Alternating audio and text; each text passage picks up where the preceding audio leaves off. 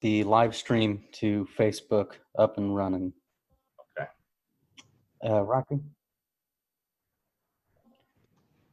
Rocky, will you switch me to host for a minute?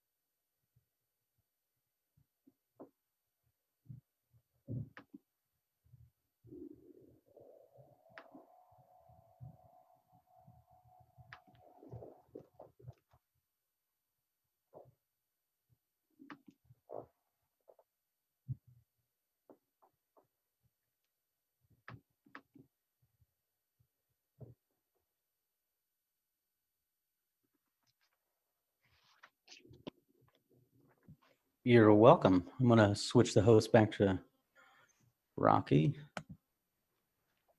Thank you. Is Mayor and Commissioner Bynum? Yes, they are on.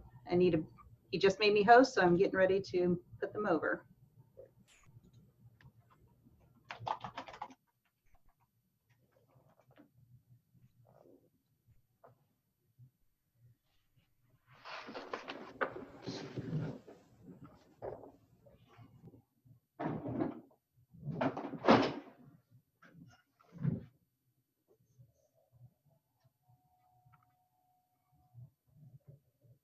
Hello, everyone.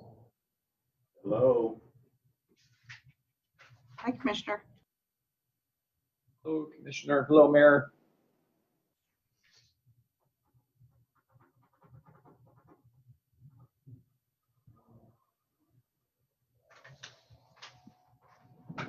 Hi, I'm having trouble getting into the Zoom on the link on my computer. I got it on my phone. Anyone else having that trouble? Is it asking you for a password? No, it just says this page isn't available. Hmm. Mayor, you were muted. I had the same issue. Anyone else having that trouble? Is it asking you?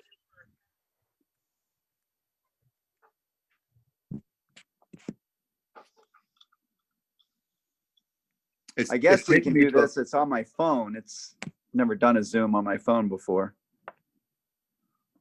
You look crystal clear. All right.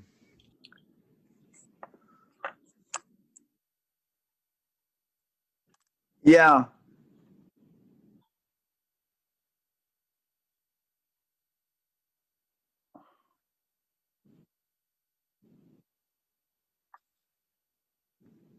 But where would I put that?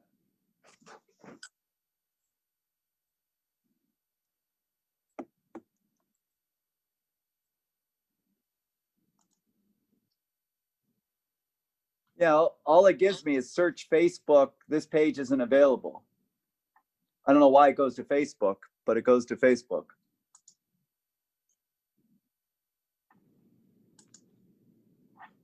Zoom is not coming up when I click that Zoom.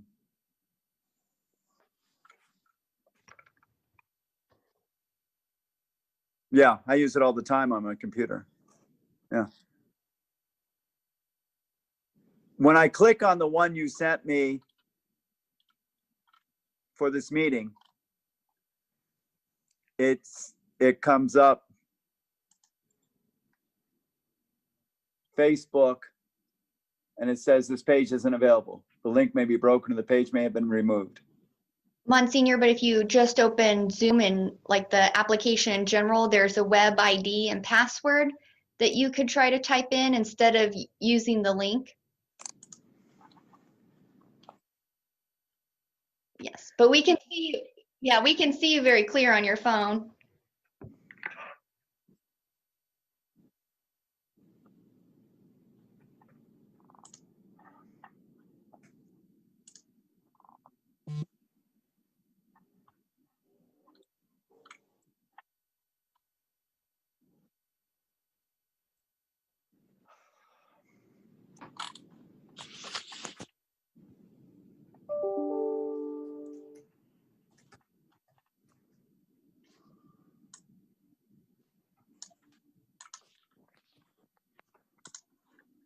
Okay. You're an echo.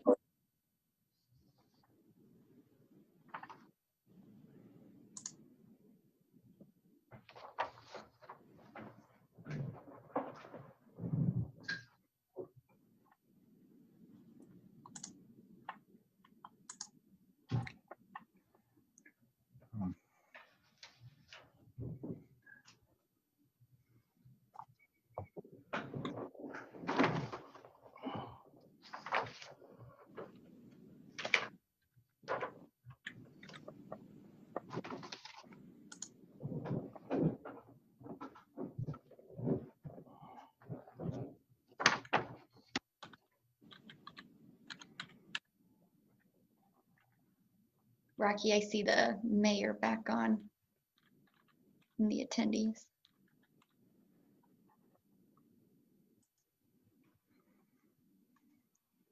Give me just a second, everything's switching around. Thank you.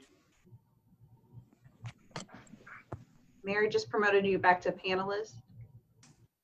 Yeah, it cut me out. I just was on and then it shut down again. So now it's back.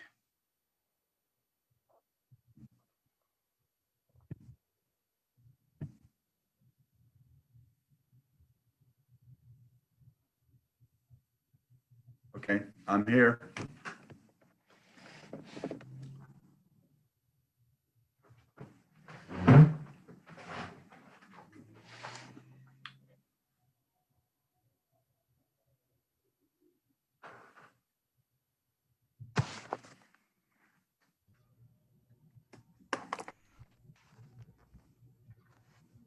It looks like we have everybody on that's needed for the first part of your session, Commissioner Johnson. Hey, are we ready to go? Whenever you are. Can you hear me? Everyone hear me? See me? Can you see me now on the computer? I can see a top screen with about 5 or 6 people right now. I probably can modify that a little bit here as I go.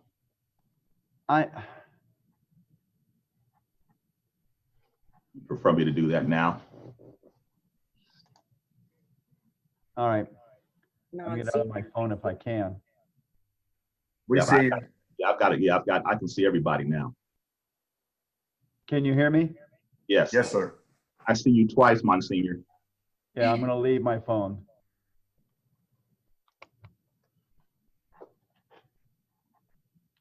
All righty.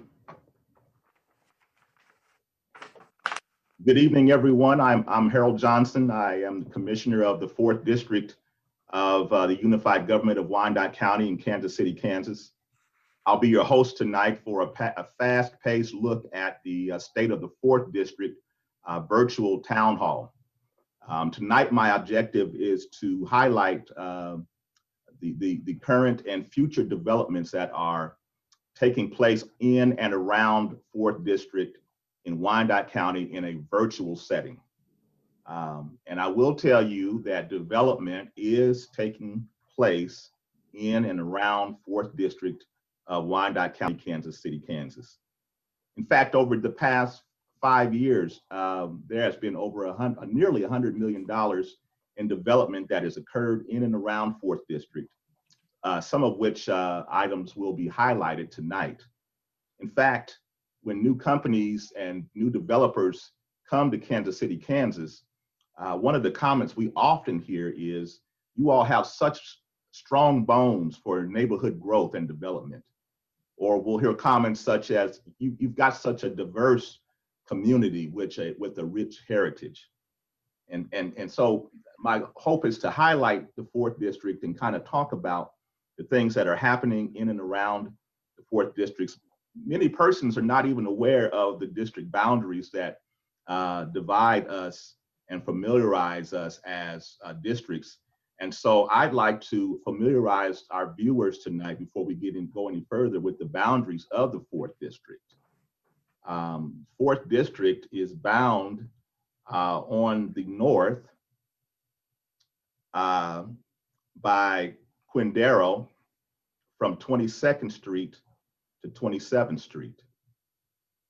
It is further bound on the east, there we go, by 3rd Street on the east from the viaduct down to Troop Avenue. On the south side, our boundary is I-70 from the south from 18th Street to 38th Street. And then we are bound on the west by 47th Street from State Avenue to Parallel Parkway. Now, whenever I explain that to everyone, they say, wow, that's a big district. You have such a large district. Well, the reality is that the 4th district is right in the heart of the city. It's probably the most compact, the most densely populated, the most highly diverse district in Wyandotte County. And I am privileged and proud to be the commissioner for this district. Let me just start out by giving everyone the layout for tonight, because it's going to be moving pretty quickly. First of all, this will be an interactive session. We are simultaneously streaming on Facebook Live, Zoom, and UGTV. The town hall will be broken into 2 distinct portions. The community development updates, followed by the UG development updates. We have several awesome, and I mean awesome, panelists that I'm excited that will be presenting tonight. And they're going to be talking about their projects and their programs. Each presenter will be given approximately 5 minutes to present their presentation and their information. After each portion, we will have limited time for question and answer from you, the community, to our panelists. If you are on Facebook Live, obviously, you can ask questions and interact right there on that platform. If you are on Zoom, you will find that there is a question and answer button for you to utilize. Also, if you are on Zoom, there's no need for you to raise your hand. Just click on the the Q&A button and ask your question. We have staff that are strategically assigned on both platforms to field your questions.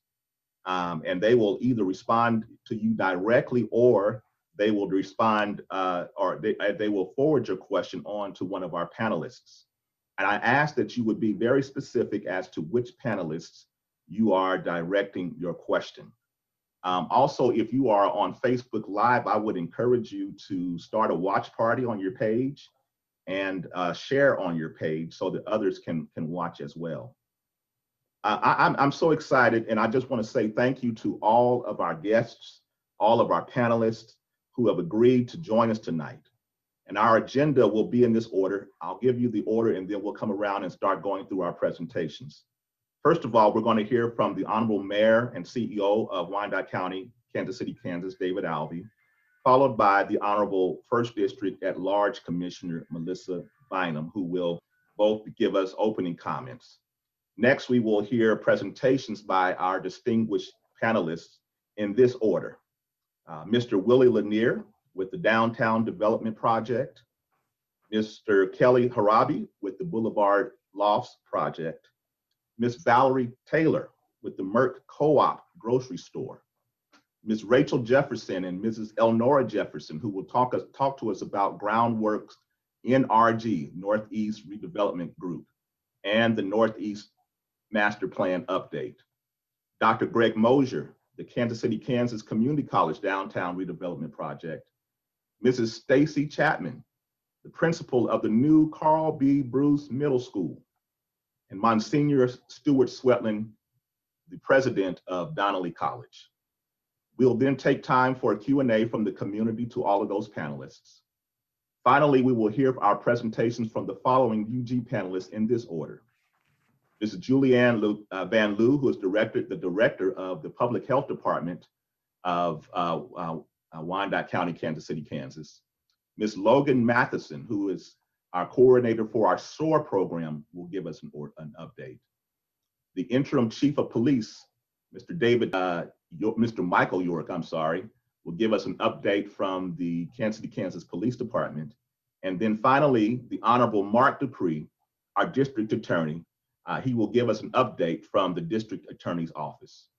We will then use the remaining time for question and answers from the community to those panelists. I will then close with summary comments and announcements. It's my goal to have everything done by 7:30 p.m. And I would ask that each panelist will be mindful of those persons that are coming behind them. As you can see, we have a very full agenda. So let's get things rolling tonight, and I'm excited. First, we're going to hear from the Honorable Mayor and CEO of Wyandotte County, Kansas City, Kansas, the one and only Mayor David Alvey. Mayor, it's in your hands. Thank you, Commissioner Johnson. I appreciate this opportunity. This is an awesome opportunity for our residents to really to get the inside look at what is going on, because too often people simply don't have the opportunity to hear this. So I've set my timer for 4 minutes, and you know me, that if I don't do that, I just keep going. So I know that we're going to dig more into the 4th District development, but I want to say that in general for Wyandotte County, we are actually perhaps going to have a record year in development. There will be about $1 billion in new projects coming to Wyandotte, Kansas City, Kansas in the year 2020, that in spite of COVID. Part of that has been driven really by the drive to logistics, that is Amazon and Urban Outfitters. Those two projects alone are worth about $550 million. But we also have the Turner Logistics Center at the Turner Diagonal, which is being built as we speak. And those are very important. The Urban Outfitters, those jobs will be paying $18 an hour. Greg Kendall from Wyandotte Economic Development worked with the state and with Urban Outfitters to make sure that we could solve for transportation and for childcare. And those jobs are important because, again, we are targeting these for Wyandotte County residents. This is a wage level that people can sustain themselves and their families and actually build wealth. So we're very happy about this. And I keep telling people, we can have all these big logistics developments, other kinds of entertainment projects that would happen, but ultimately, all this development must improve the quality of life for residents in our city. That somehow the revenues, again, that come in must help us fund up more and better services for residents, and at the same time, take pressure off of property taxes. Whenever I go or speak to residents, I hear two things. Mayor, we need our streets improved. We need better sidewalks. We need better stormwater. We need more programs in our parks and recreation. And by the way, lower my taxes. And so that is, and I tell people they are both valid. We deserve more and better services, and we do deserve a reduction in property taxes. Both of those things, however, compete with one another. The way out of this is through economic development. So as we get into some of the discussion about what's happening in the 4th District, I just want to echo what Commissioner Johnson said. And that is that Wyandotte County has tremendous opportunities that for the longest time, we've looked at our 4,000 land bank properties, those vacant properties, as a burden upon us, things that we've had to remediate, cut the grass, it costs money. We understand that. What we are now finding is the demand for affordable housing in the metro area. When you're looking for a place to build affordably, KCK is the place that can happen. And so we are working every day to try and find the right formula of incentives for developers, of waiving hookup fees, of finding investors who see this opportunity and want to come in and build. And we are demanding they will be beautiful and sustainable neighborhoods. And so I think there'll be some exciting announcements coming forward in the next several months. I'm confident of that. We have so much opportunity here. We have to rebuild our neighborhoods, and we have to rebuild the people who live in our neighborhoods, people who have been left behind, who do not have opportunities. We need to bring the jobs and the housing to them and help them get on the path to their own wealth and building their and sustainable families, sustainable neighborhoods. So that's our commitment. We will continue to do the big projects that come our way in our industrial areas, commercial areas, entertainment areas. Those are going to happen. But as we're seeing in downtown, these things are going to happen in the inner city, east of 635. It's already happening. It's going to continue. And I'm going to give a special shout out to Willie Lanier, because when Mr. Lanier came to Kansas City, Kansas, he said, I see things, opportunities here that others do not see. And I think that is so important for us to hear. Sometimes it takes an outsider to come into Wyandotte County, see what we have to offer, who we are, the quality of the people who live here, and say, there's an opportunity here. We want investors who will make money. That's the only reason they're going to come here. And I appreciate the fact that Willie Lanier understands what our community needs, is dedicated to it, and continually is looking for even more opportunities here. So I've already hit my timer, and I'm going to let it go at that, Commissioner Johnson. I'm sitting here chuckling, Mayor. I heard that alarm go off. I didn't know if that was somebody calling you or if that was your alarm. So I guess that was your alarm. So thank you. I really appreciate that. And thank you for joining us tonight. The Honorable Commissioner Melissa Bynum, she and I have came on the commission together, and we've been serving since 2015. My, how time has gone by. Commissioner, it's in your hands tonight. Thank you, Commissioner Johnson, for allowing me just a moment to introduce myself and provide greetings. I just want to say a very sincere thank you to everyone that's on with us tonight for everything you've done during this challenging pandemic. I've seen neighbors and nonprofits and schools and churches and our own unified government employees and so many others reach out to help and support one another. It makes me so proud, and it maintains my faith in our community, which has been challenged multiple times over these last 7 or 8 months. One thing I recently witnessed has been really impactful for me. Right here in District 4, about 3 weeks ago, I had the opportunity to attend a ribbon cutting for the brand new inclusive playground for the Kansas State School for the Blind. And as the donors and the funders were thanked, those organizers made it a point to showcase that the Strugglers Hill neighborhood made the very first financial commitment to that project. These fine neighbors, Mr. Liggins, Mr. and Mrs. Newton, Mr. Owens, they represent the very best of who we are. And so, Commissioner, thank you again for allowing me just this moment. And if I could ask one thing, I would just say, please, let's all keep taking care of each other. Thank you so much. I could not have said it better myself, Commissioner Bynum. These are certainly unprecedented times that we're living in right now, and so we have to be extra careful to look out for one another and to look out for ourselves as well. Well, it's time for our presentations tonight, and Mayor's given us a real good segue for Mr. Willie Lanier. And so, Mr. Lanier, I think Mayor Alvey is giving you a pretty good setup here for your dialogue and presentation. So at this time, I'm going to turn it over to you to talk about the Lanier United Downtown Development Project that you're working on right now. It's in your hands, Mr. Lanier. Commissioner, thank you so much for the opportunity to present this wonderful project to your constituents. I do want to thank Mayor Alvey. I want to thank the total commissioner group for their support that started over 2 years ago. I can only say that the kind words that Mayor Alvey extended are a reflection of the energy that you and your colleagues have put together in the Wyandotte community.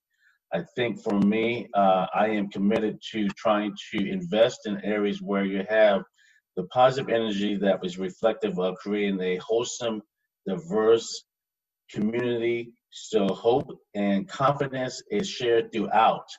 Those are the aspects of most of the real estate development projects that I am fortunate to be a part of, and I believe that this opportunity here in Wyandotte will be the same way. So thank you very much for that. I am remiss because I unfortunately was unable to get our presentation over to you all for today's viewing, but hopefully I can do a very good job in speaking about the project. Many of your constituents may check some of the public record to see some of the items that we submitted. This is a redevelopment of the downtown Jack Reardon Center that has been a strong building for over 40, 50 years. We intend to remake the Reardon Center over to today's standards. With that being said, we intend to, I want to make sure everyone can hear me. I just got a signal that my internet was down. Is that correct? Can you hear me? Yes, I can hear you just Okay, fine. good. Thank you. So we're going to build a 5 to 6 story apartment building with almost 95 units. We will have a 12,000 square foot fitness facility operated by Will Shields, a former Chiefs football player, and as well as we will have retail components within the first floor of this establishment, namely a Ruby Jane's Juicery and yet to be determined other food establishments as well. We also will have a pedestrian breezeway that will connect State Street to Minnesota. The front of the courthouse will have a walkway through our site to the grocery store. We're doing this so we can try to create a way for people to be connected to what is now becoming the epicenter of this corridor, which is the new Merc. And so what a fantastic opportunity to develop a building across the street from a first-class, brand new grocery store. And I'm looking forward to hear the comments later on. One of the best parts about this new facility, a new mixed-use facility, will be a 15,000 square feet, new first-class, high-technology Reardon Center that will be a great community asset that will sustain another 40 or 50 years in the same location. This will be right-sized to the marketplace. It still will be able to hold about 350 people in a banquet-style setup, as well as 500 or plus in a theater conference-style setup. Our goal is to be a catalyst for development that will start at the corner of 5th and Minnesota and potentially spread out and radiate out, especially going north up 5th Street into the upper northeast. Obviously, we have to be successful at this location and then try to attract other private development to come in. When you look at this corridor, KU Med just moved in. We have the Merc. We have the new private ownership of the Hilton Garden Inn that has added significant investment in that property since they brought it over. But for COVID, hotel stays are coming back to KCK. And so we believe that our project in tandem with the unified government will be something that creates a very strong front door to Wyandotte coming in off the viaduct at 5th and Minnesota. We believe that we would try to do our best to be a catalyst for job creation. I've said that on every public call that I've been on. I believe development is one of bricks and mortar, as well as one of developing jobs and opportunities for those that live nearby to the best of my ability. Realizing that I'm one developer, I hope that all developers in Wyandotte can take a message from me and say that, look, development should go wide and far, not just narrow and deep when it comes to how things are going. I see that my time is getting close. I have 20 seconds left. So please let me say that thank you to everybody associated with Wyandotte County's growth and momentum today, and I will do my best part to service. And this project will be something you can be proud of, mark my word. And thank you again for your time. That's all. Thank you, Mr. Lanier. I wish I want to quote you on that. I might have to talk to you later on. Deep and wide, development should go wide and far, deep and wide. And you certainly are showing yourself to be that kind of catalyst that we've been waiting for. You and I have had a few chances to talk about that. And so we're hoping that others will catch on to the vision that you had as someone that's not from Wyandotte, that saw an actual opportunity to really begin to improve this community. So thank you for being with us tonight. And we look forward, and you'll have plenty of other opportunities to share your presentations, even more so than what we've already seen with the community. But I wanted the community to see your face and hear your voice. So thank you for joining us tonight. Thank you. Mr. Kelly Harabi, who we have been working with for quite some time with the Boulevard Lofts, is going to be our next presenter tonight. Mr. Harabi, are you on tonight with us? Yes, I am. Wonderful. Hey, Kelly. Boulevard, it's been a long time coming. I've got a picture of the loft back here somewhere in my office. I've still got my picture I here. I'm see holding it. on to it. Yeah, man. That's great. Yeah. I don't know if you drove by the site today, but we have people out there climbing all over it, working and putting sticks in the air, which is a good. Absolutely. Absolutely. Well, it's in your hands to talk about where we are with that. Yeah, you bet. So thank you. My name's Kelly Raby. I'm with Prairie Fire Development Group, and we're actually developing not only Boulevard Lofts, but also the YMCA project in downtown Kansas City, Kansas. And I think as a testament to what the mayor said and what the Commissioner Johnson said and everybody else has talked about, is there's a great opportunity right now in downtown Kansas City, Kansas, and Kansas City, Kansas in general, for this type of development. I think there's a great blank slate, and you take that and work with the neighborhoods, work with the commissioners, work with the folks that have been there for a long time, and work on some great projects. So with that, Boulevard Lofts is the project we're here to talk about. I'm not sure how, there we go. So this has been a project at least 3 years in our making, and I'm sure with Douglas Sumner neighborhood and everybody else has been many more years, but it's a project we worked on that tries to integrate the philosophy of health and wellness, inclusiveness, community, economic, social, and environmental sustainability, education, agriculture. That's a philosophy that drives the fundamentals of what we're trying to develop here. And as it's coming up out of the ground, it's really exciting because, like I told my daughter the other day, is that just imagine, about 8 months from now, we're going to probably be planting our first tomatoes and our first, apple trees in this project. And she's like, "No way, Dad, that's not going to happen." I'm like, "Yeah, it is. This is what we're doing. This is on paper, and this is what we promised the neighborhood, and we're going to do this." So the next slide, please. What we're building is basically 50 units of mixed income rental housing. So it's going to consist of 1, 2, and 3 bedroom units.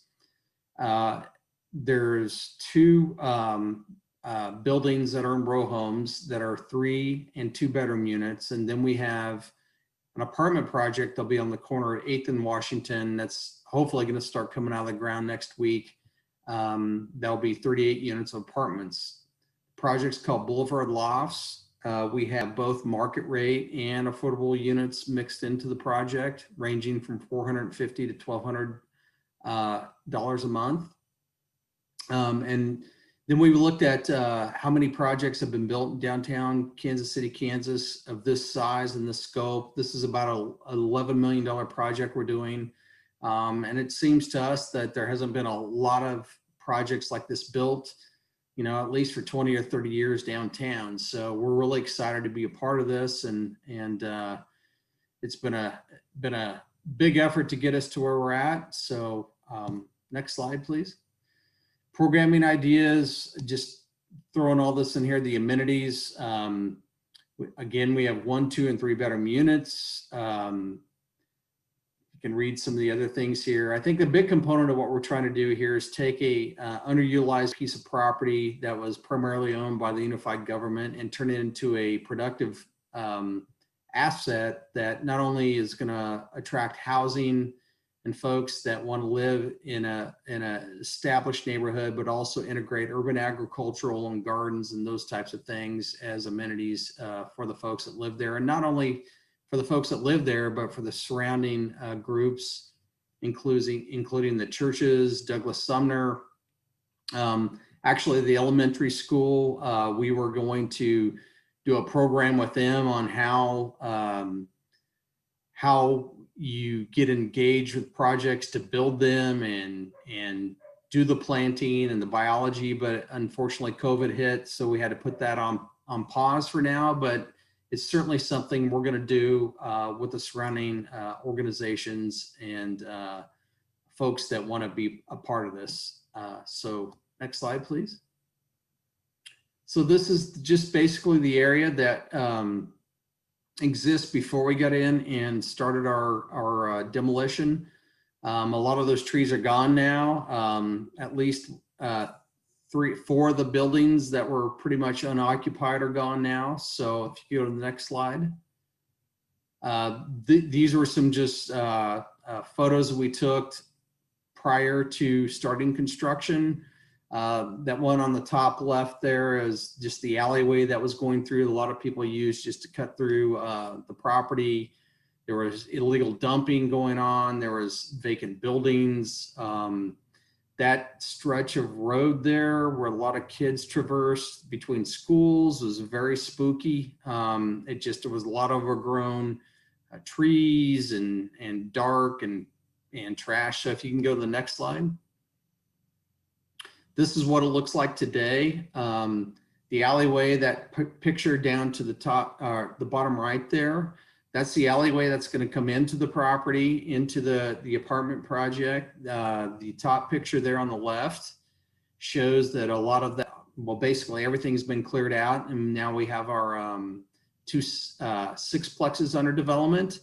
And I think even today we started raising roof trusses and putting on roofs on the second property there. So next slide, please. And again, this kind of gives you an idea of what the property is going to look like when we're done. There's, with the parking lots in between the 2 sixplexes, the apartment project on Washington, and then some other parking. And then in between, what we're really trying to emphasize here, I think on the next slide we'll show, is there you go. We're going to put in an apple orchard. We're really focusing beyond just the community garden aspect. We're going to have with CHWC as our nonprofit partner, we're going to have at least a part-time, if not a full-time farmer to come in and help manage the gardens, manage the orchards, manage the the blueberry bushes and everything, and just make sure that matures. But then also we're going to take that aspect into the property and show people, okay, when you grow all this stuff and when you're tired of giving it away to your neighborhoods or to your neighbors, what can we do to preserve this, cook this, that type of thing. So it's really going to be an interactive property. I think that's very unique and educational to a lot of projects like this in the metropolitan area. So next slide, please. Here's just a couple elevations. Again, you see the sixplex that they'll be going on across Everett. That's well under construction. The apartment building that will be on along Washington. We're waiting for good weather to pour pad. Hopefully that'll be this week where we can start going vertical. And then down towards the bottom will be our storm shelter and our demonstration kitchen and the community space. So I told my partner I'm planning on moving my office over here when it's done, because to be around gardens and all the things we're planning on doing, it's just gonna be a great thing. So next slide, please. And then leasing information. If there's any questions about leasing, here's the information. And what I just talked to our management company yesterday, and here's the key of all of this. And I think I want to leave you with this. This is a 50-unit property. We have 130 people on our wait list right now. And I told CHWC today, I talked to Brennan and I talked to our management company. We could have programmed 200 or 300 units, and I believe we would have had these leased. There is such a pent-up demand for people wanting to live downtown in Kansas City, Kansas right now, in a quality, new construction project. So with Willie and his project and the other things that are underway, there's such a huge opportunity here, particularly again with the historic buildings, with all the new things. There is such a huge opportunity right now in downtown and demand for people wanting to live here, that I think timing couldn't be better for more development in downtown Kansas City, Kansas. And again, which is why we invested another 10.5 million in the YMCA about 3 blocks to the south from here, because there's a lot of good things happening. And I would have to say, working with Commissioner Johnson and Bynum, working with Commissioner Kiernan and the mayor and the BPU and everybody, you guys and even Wyandotte County EDC, everybody circles of wagons, says, let's get these deals done. So that's why we're down here investing $22.5 million, and we look forward to doing more as time goes on. So with that, I'll I'll be quiet.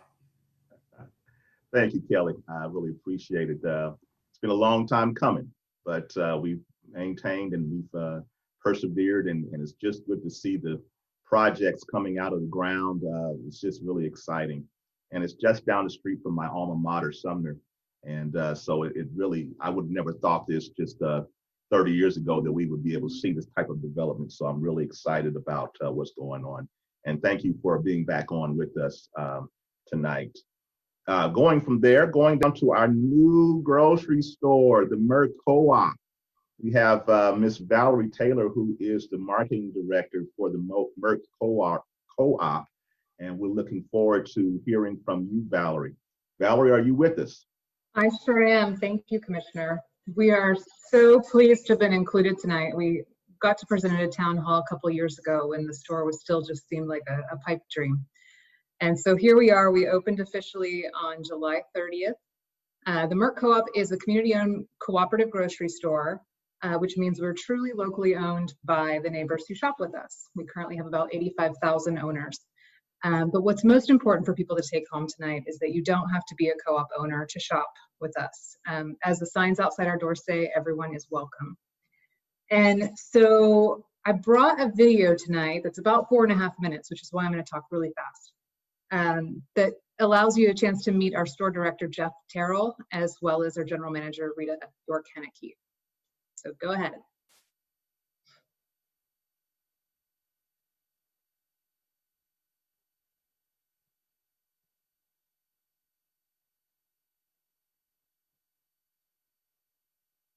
My name is Jeff Terrell with the Merc in Kansas City, Kansas. We would love to take you on a tour around our store. Our store location here in KCK is about half the size of the one in Lawrence, but it is amazing the amount of product that we can squeeze into this little store that we have here to serve our guests.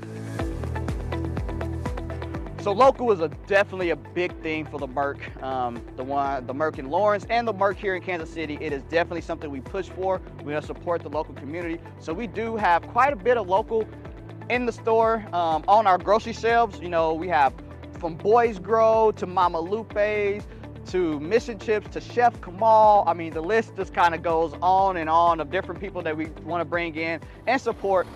You hear all the noises and construction going around. That is the building of the Kansas City, Kansas downtown area. Construction is definitely going on around here. You know, we're one of the first ones to kind of get that jump start, and now everybody's kind of building around us. So that is an awesome thing to be a part of, to welcome new neighbors into the community, as we will welcome into the community. We have local businesses that come in really from 11 to 1. We get a busy lunch rush, and we serve them well with the sandwiches and stuff that we have inside. We have a nice sized deli seating area that looks right out into Minnesota Street. So you can sit down, have your lunch, look out over the window and kind of see the city as it's getting built up.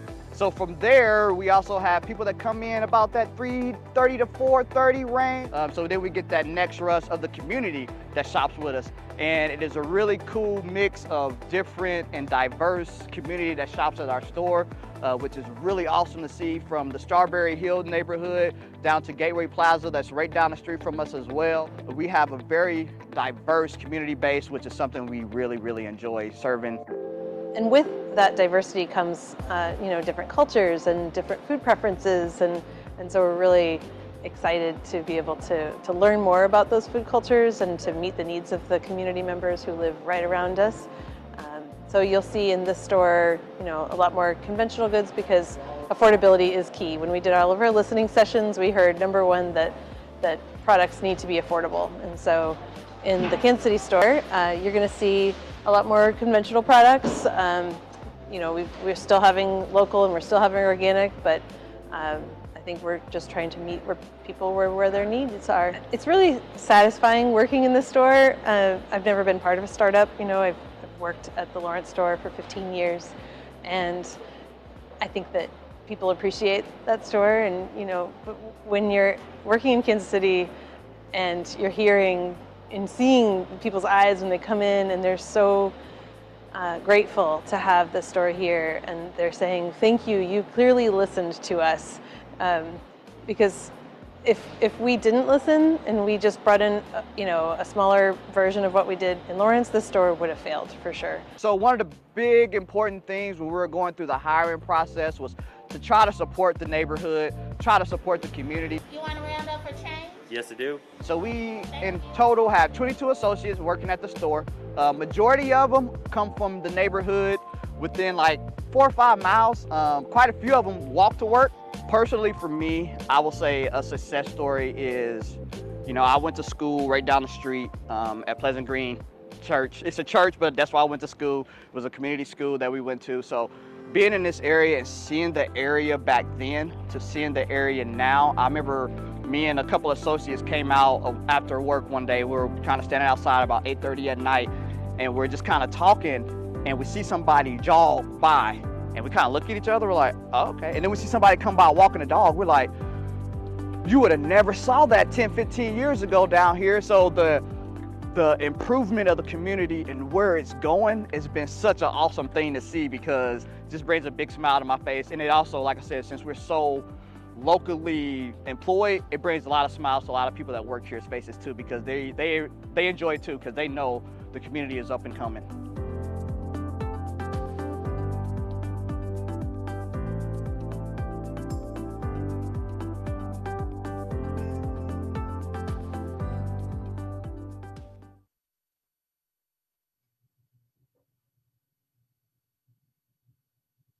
Next slide, please. So we've had quite a few changes or hiccups as essential workers here throughout the pandemic, but we're really excited to be downtown here. And the feedback we've received from folks has been so helpful, whether it's a product suggestion or whether it's, just feedback on what they think of the store. So again, tonight, I just want to impress upon everyone that, please come check us out. We're at 501 Minnesota.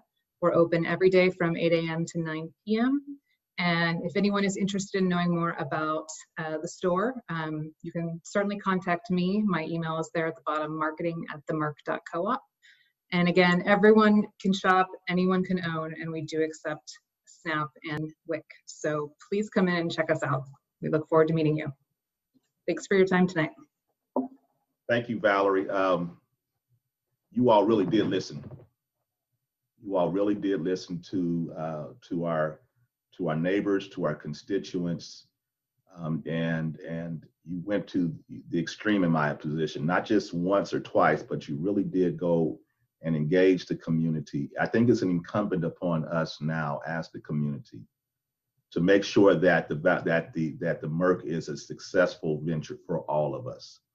We cannot afford to have any of our projects go dark. We must support the Merc. It is absolutely gorgeous inside there. I mean, just gorgeous. I went and bought some juice the other day. It was a natural juice, and my system wasn't ready for it. But I'm trying now to bring myself into a more natural environment and healthier foods, and that's exactly what you all are bringing. I can't wait till we get beyond this COVID environment where you can do the cooking classes. You've got that commercial kitchen back there as well, and hopefully once we're through with COVID, we're able to open that up and be able to do healthy cooking classes and things of that nature. So again, welcome, and thank you for presenting to us tonight, and we look forward to continued working with you all there at the Merc Co-op. Us as well. Thank you so much. We're going to Miss Rachel Jefferson and Miss Elnora Jefferson with GROUNDWORK's NRG, which was historically the Historic Northeast Mid-Count Association. They are now part of the GROUNDWORK network. I'm not going to steal any of Rachel's thunder.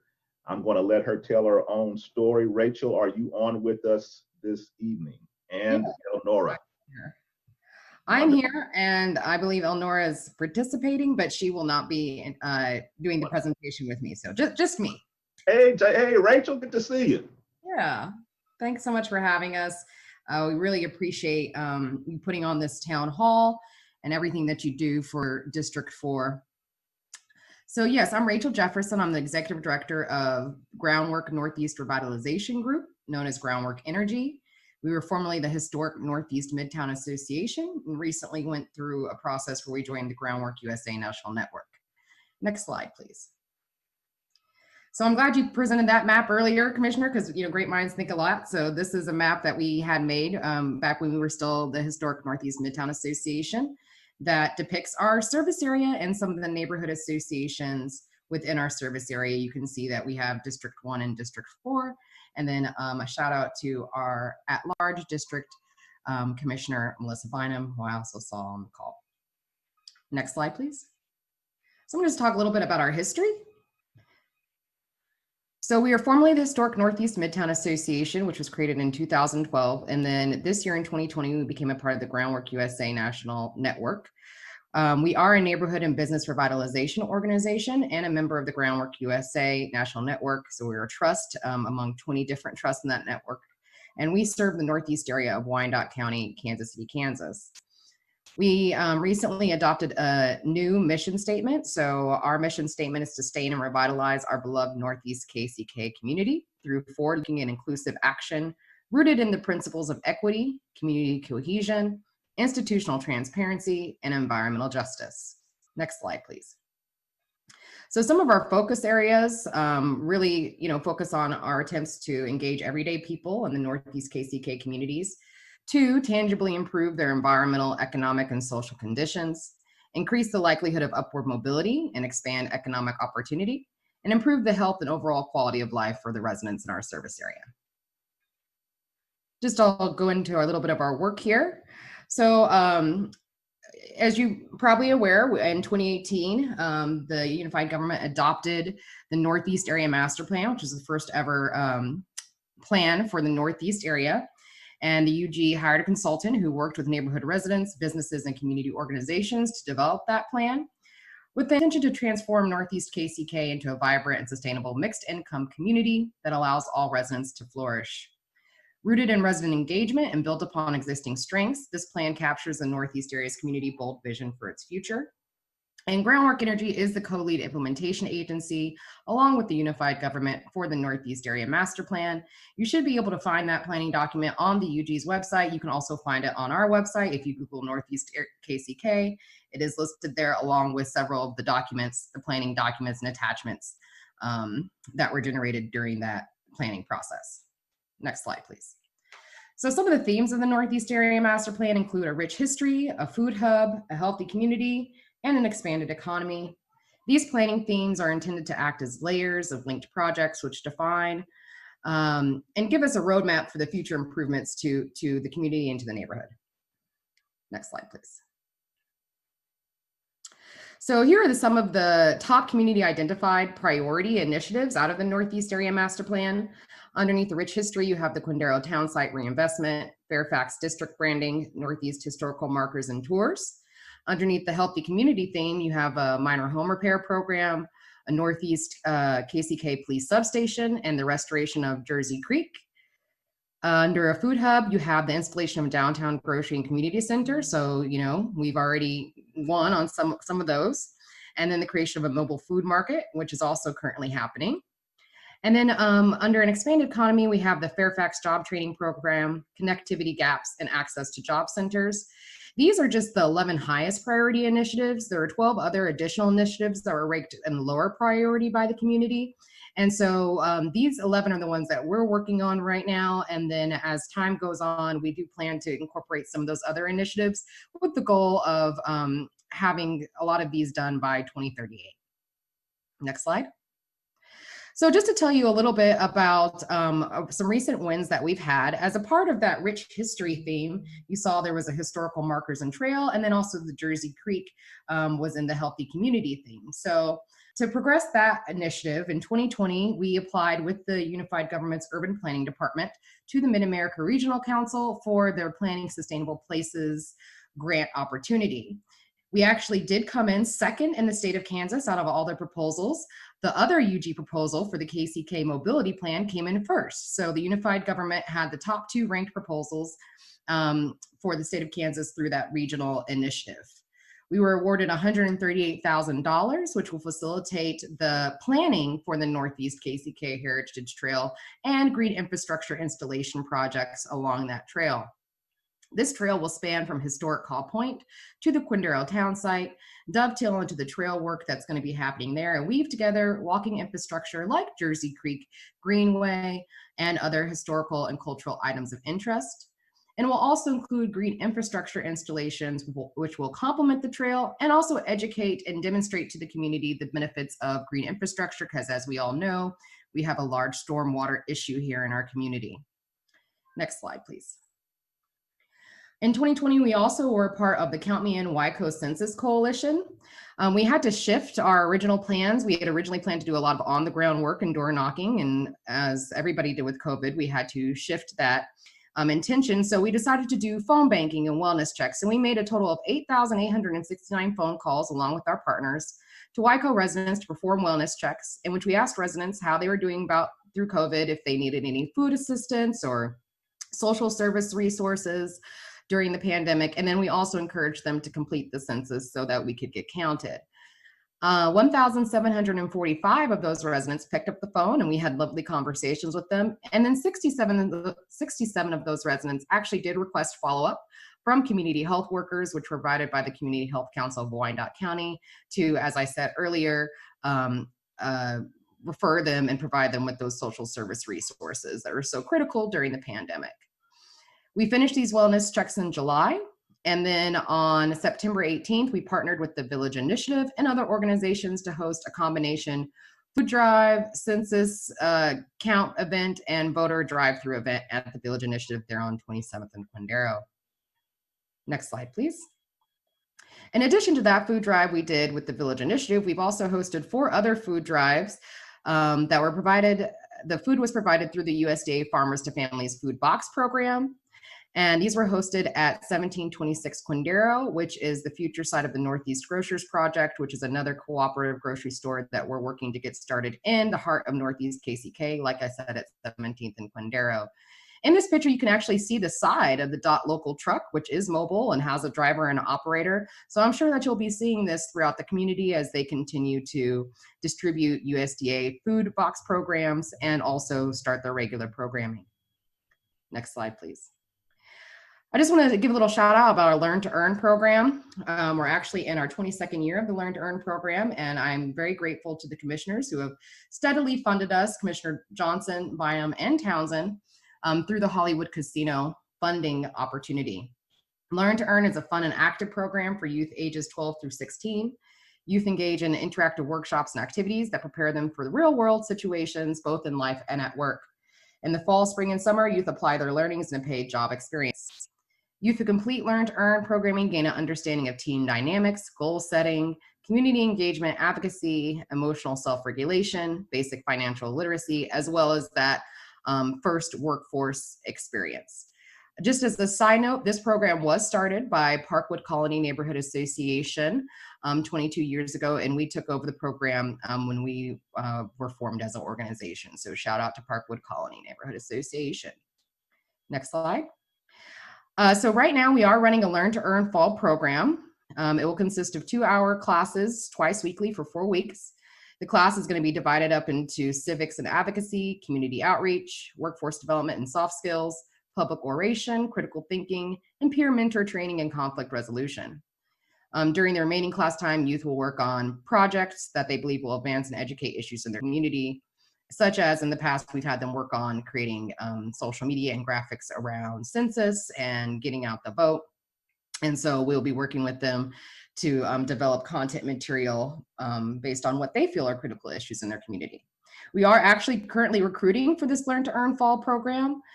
Those youth who do participate in the program not only get the wonderful benefit of everything that I've already mentioned, but they are paid a $150 stipend at the end of the program. So if you know of any young people aged 12 to 16, please send them our way. Email us at info@northeastkck.org, or you can go on our website to apply. Lastly, I want to mention the Green Infrastructure Pilot Project that we've been working on. We've been working with the Kansas Department of Health and Environment to conduct a phase 1 environmental assessment at 710 Oakland, which is a vacant parcel within the Douglas Sumner Neighborhood Association that is owned by Community Housing of Wyandotte County. This parcel was actually not a buildable lot. And so the neighborhood and the owners of the parcel expressed a real desire to have it, be beautified and also have a functional use so that it can help mitigate the stormwater issues that I mentioned earlier. Right now, we're working with the Public Works Department and other partners to design exactly what type of green infrastructure will go into this parcel at 710 Oakland, as well as the Neighborhood Association and Community Housing in Wyandotte County. We are actually starting a new program, Green Team, which is going to be for youth age 17 to 21. And we're using this pilot as an opportunity to onboard our first Green Team members who will assist with the water and soil testing, researching best practices for green infrastructure in relation to stormwater management. And they'll also be doing some history catching with a local historian who some of you, probably most of you know, Mr. Chester Owens. That history catching will feed into that Heritage Trail project that I spoke about earlier. Next slide. So I happy to see Valerie on the call, and actually the month of October, Groundwork Energy is the change partner at the Merc Co+op. So you can donate to Groundwork Energy directly through the Merc by rounding up your purchases at the register to the nearest dollar. You can bring your own bag and a 5-cent refund will be donated, or you can drop spare change at the jars by the register. And I'll just say ahead of time, we appreciate all your donations and support. So that's really my presentation. I think I got it done in less than 10 minutes. Please feel free to visit us at www.northeastkck.org. Like I said, you can reach out to us directly by email at info@northeastkck.org. Oh, and then Elnora did want me to mention that the Beatrice L. Lee Community Center is open for meetings and events, just so everybody knows. Thank you again so much for allowing us the opportunity to share with you about some of our projects. And we hope to hear from you soon if you're interested in getting involved in anything you've heard about today. Commissioner Johnson, if you allow me, this is Elnora, and I was not going to say anything. But as I got to thinking about it, I would be remiss if I did not say to you and to thank you for your non-failing support of Groundwork Energy, as well as things that matter to Northeast Kansas City, Kansas, and to the 4th District. We've talked a lot and heard a lot, and we'll continue to hear a lot about bricks and mortar. And yes, that's important, but more than that, the people. In Northeast Kansas City, Kansas, 4th District, we have old people, young people, the people who stayed, the people who offered ideas and suggestions, even if the timing wasn't right, because they were visionaries. The time appears to be right now. So I thank you, Commissioner Johnson, for giving neighborhood folks the opportunity to participate and to express what they know intimately, which is how to build and how to sustain viable neighborhoods. And congratulations to you on this town hall. Thank you so much, Ms. Jefferson, and thank you, Rachel. I would not be who I am, and you all have informed my understanding in ways that words would not allow me to go into right now. You almost got me tearing up here, but thank you for jumping in and saying that it's not always easy to hear, but the reality is that people have been living here for far longer than I have. And of course, I've been living in the Northeast for, well, over 50 years, but that still pales in comparison to some of the things and some of the time that other persons have been here. And so I appreciate you all, your patience and your tenacity for staying here. And I tell people all the time, people that are in Northeast and in District 4 are not here because we have to be here. We're here because we choose to be here, and we love our community. And so thank you for that. Thank you, Rachel. Thank you for the update on Groundwork, NRG, and the Northeast Master Plan, and continued success. Dr. Greg Mosier is here, the president of the Kansas City, Kansas Community College. They have a downtown community education center that they are working on, and he has a lot of data to share with us and information. And so, Dr. Mosier, if you're on, we want to hear from you right now.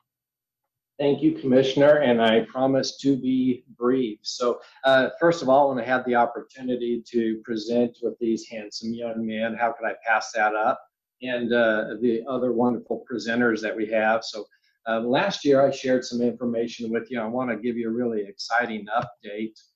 Next slide, please. But one thing to remember, KCC has been around for a long, long time, and we have such an impact on our community economically as well as educationally. When you look at our impact in 1 year, we added $182 million to Wyandotte County in additional income in 2017, and that equates to 24 World Series.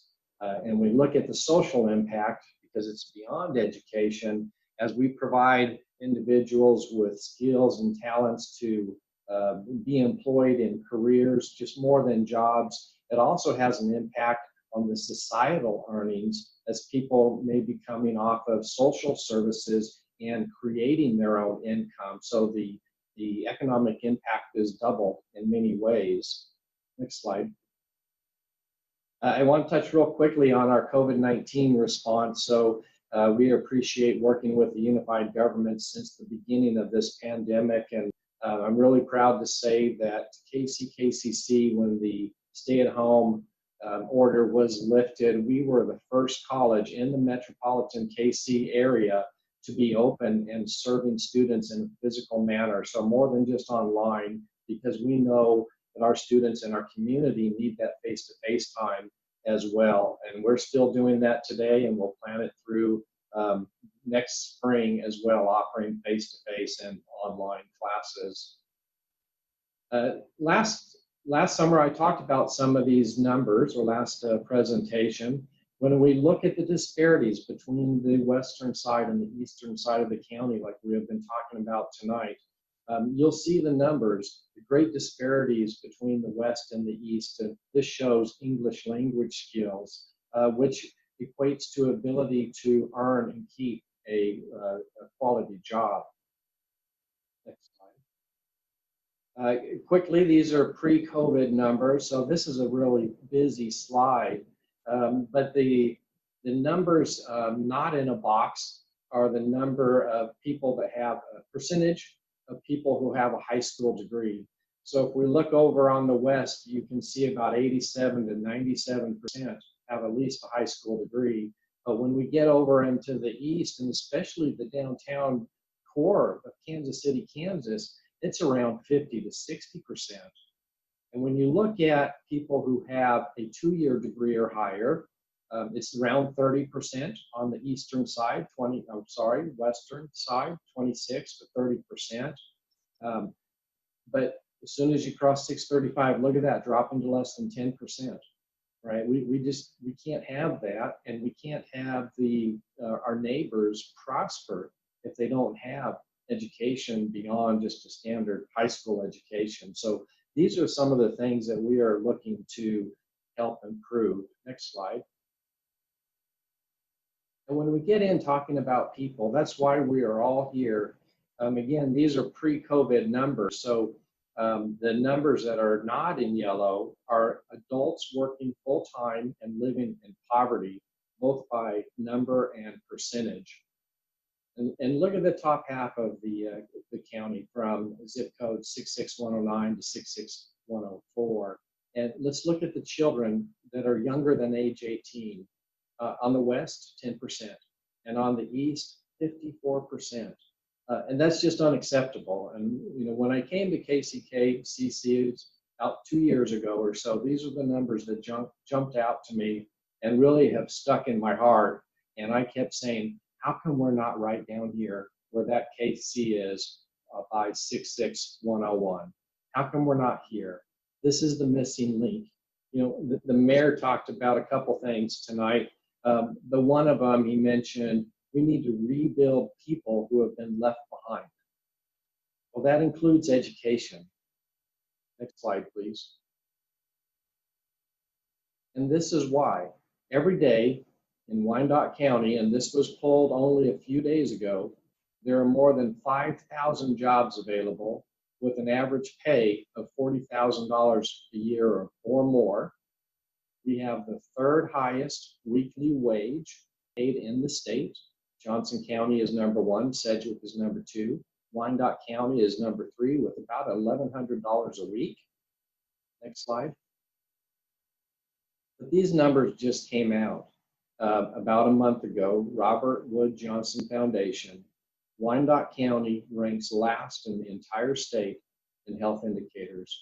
Overall health, quality of life, some specific health factors, and socioeconomic factors as well. So in order to help Wyandotte County grow and thrive, and to help the people of Wyandotte County grow and thrive, the missing link is education. And I'm a firm believer that as a community college, our mission is to serve the community, and we must go to where people need us the most. Next slide. So I believe I shared this slide with you last year. And at that point, it was a thought. We were going to build the downtown KCC location, and talking with the community in public forums during the day and the night, at places like El Centro and the library and other locations, we really learned a lot on what the community is looking for. And we have moved since last year from this thought where we're headed, and I want to share that with you tonight. So Kansas City, Kansas Community College is making a commitment to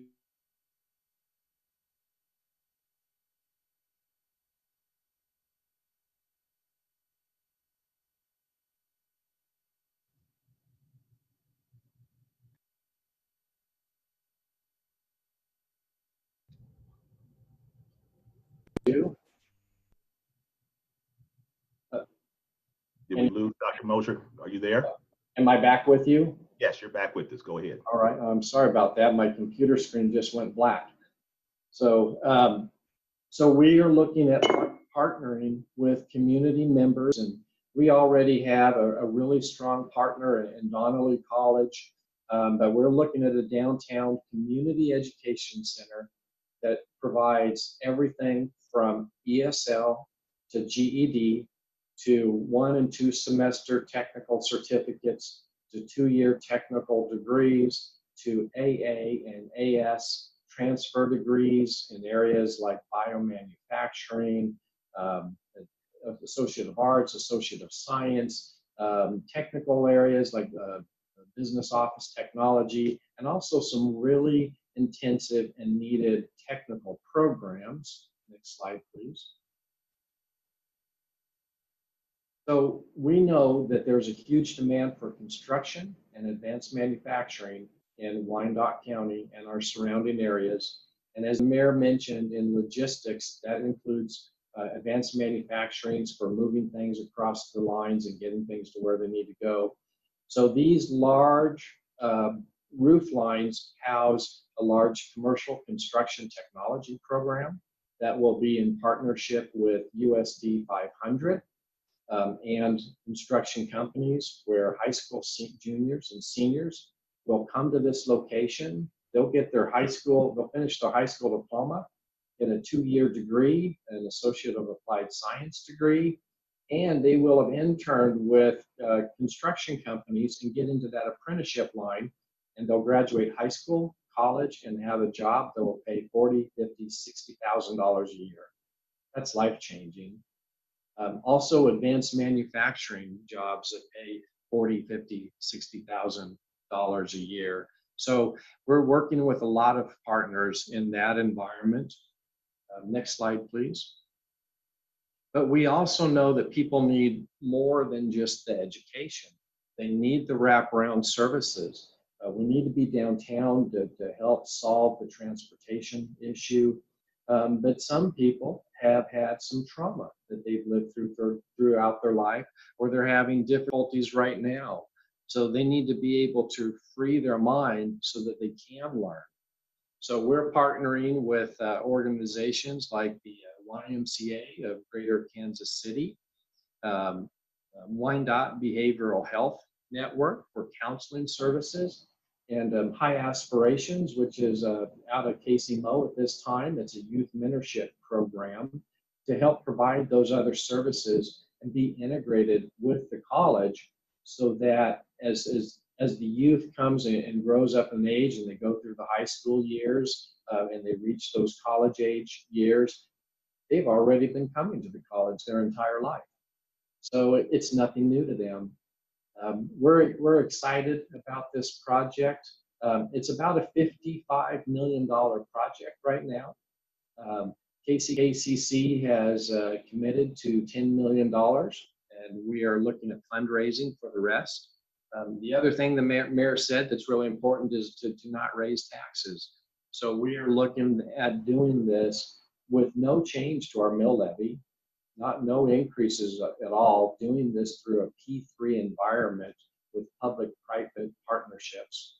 I do want to make sure I thank Commissioner Johnson, Commissioner Bynum, Commissioner Burrows, for they've been serving on this downtown advisory council for over a year and providing great support. And the unified government has been doing that as well with Doug Bach and the mayor's team sitting on this council. So this is something that we are dedicated to do and making happen. The educational stack that we looked at first is about 45,000 square feet. We've got about 20,000 square feet of technical labs, and the whole facility right now is about 119,000 square feet. We've chosen an inspirational design because we want to draw the community in. We want it to be an inspiring place to go and work out at the Y or play at the Y or receive services or come to KCCC. We plan on serving 4 generations at a time in that same building. So this is something that we're really excited about. We are looking at hopefully breaking ground by fall 2023. That is our centennial year. We started, KCCC started in 1923, and we're moving right back to where we started, kind of moving back home, you might say. So it's exciting. We'll have more information roll out later this fall and winter. And I have to just plug one more thing. I just came from another meeting where we are planning to build a 100,000 square foot student housing complex right here at KCCC on our main campus for 260 beds. And again, no increase to our taxpayers, to our residents at all. We're doing it all with money that will be generated from our students that lease those out. So KCCC is on a roll. We are with you 100% of the way. We appreciate all the support, and we're really looking forward to being in downtown KCCC. So here's our partners again. So thank them when you do see them. And please feel free to reach out if you have any questions. And again, Commissioner Johnson, thank you so much for letting me join you tonight on this presentation. My pleasure, Dr. Mosier.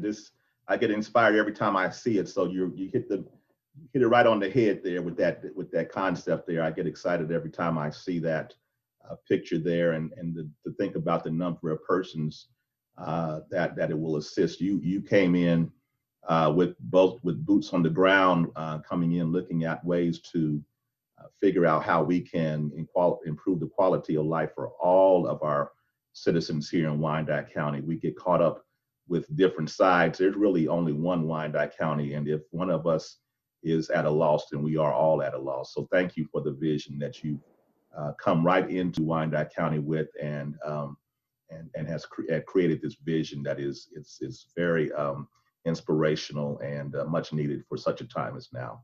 So again, thank you for coming on tonight.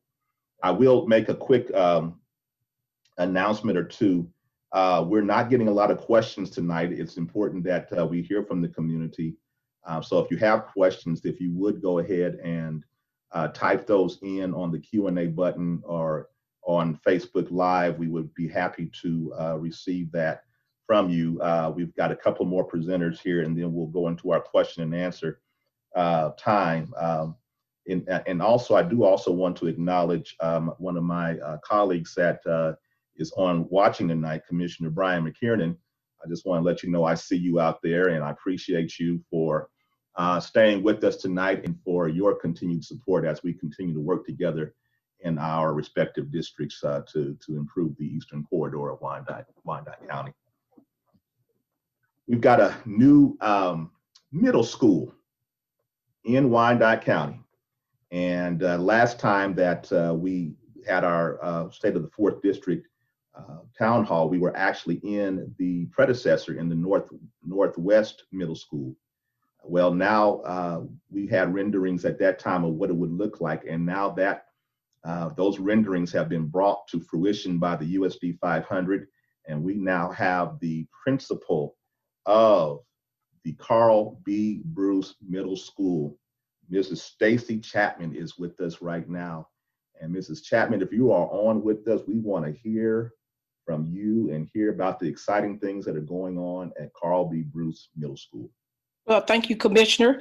I just want to say I am a proud product of the Kansas City, Kansas Public School District first. I am also a student out of the northeast end of town, born and raised, and I also attended Northwest Middle School, and I went to Wyandotte High School. And so I'm really proud to be able to say I'm a product of everything that you all are saying and doing. And so I really appreciate this opportunity to introduce you all to Carl B. Bruce Middle School, and thank my superintendent, Dr. Alicia Miguel, for giving me this opportunity, and Edwin Birch, who also extended this offer as well as you all. So you can go to the next slide. So this is our past. Of course, this is Northwest Middle School, built back and established back in 1924, still serving the same grade schools, grade students, 6th, 7th, and 8th grade, over 900 children. Elaborate architecture. It was a great school and served me well, but there was a lot of concerns around that school with the security issues and not being ADA compliant.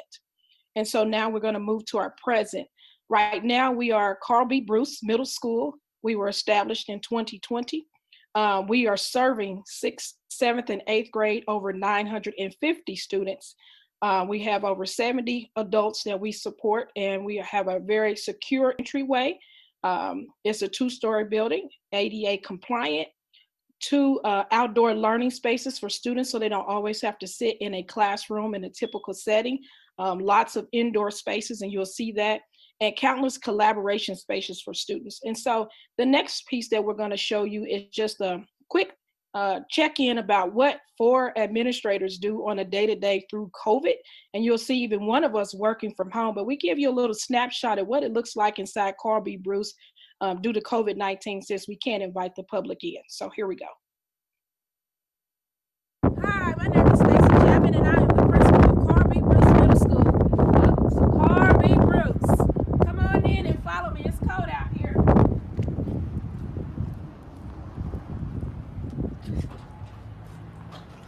Make sure you have your mask up.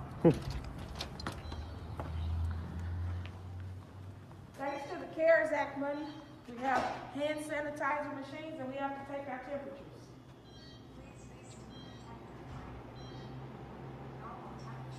I can come in now. Come on in. Here's our main office.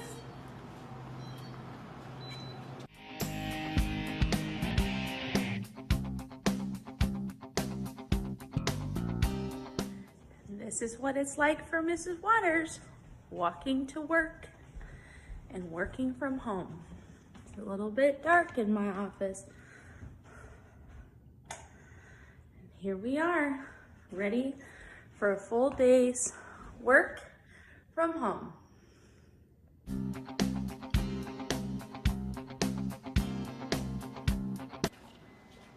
Hi, I'm Mrs. Estes. I'm the assistant principal and the athletic director at Carl B. Bruce, and I'm going to show you the media center, the makerspace, and the outdoor learning space.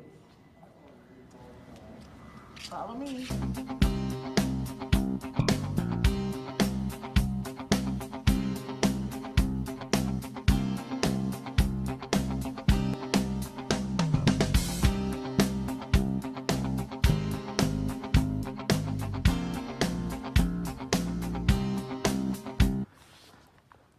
Hey there, Tigers. I'm Mr. Dimery, one of your other assistant principals, here for the 8th grade team, 8th grade students. And check out your cafeteria.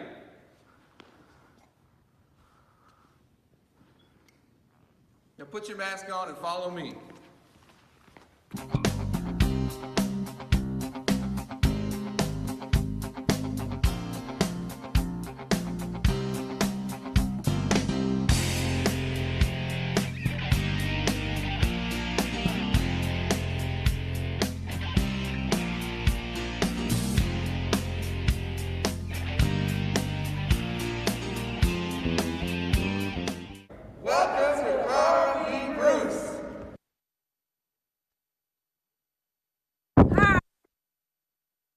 So as you can see there, we really enjoyed ourselves, but that was a quick check-in, and maybe Commissioner Johnson will get an opportunity to kind of check out the new sites at some point. But why Carl B. Bruce? This guy was an integral part into the KCK Public School District, did some awesome work. I had a great opportunity today to meet with Mrs. Bruce, his wife, his widow, and she took an opportunity just to take in the sights of the building. He was an assistant principal, a head principal, and assistant superintendent for pupil and student services.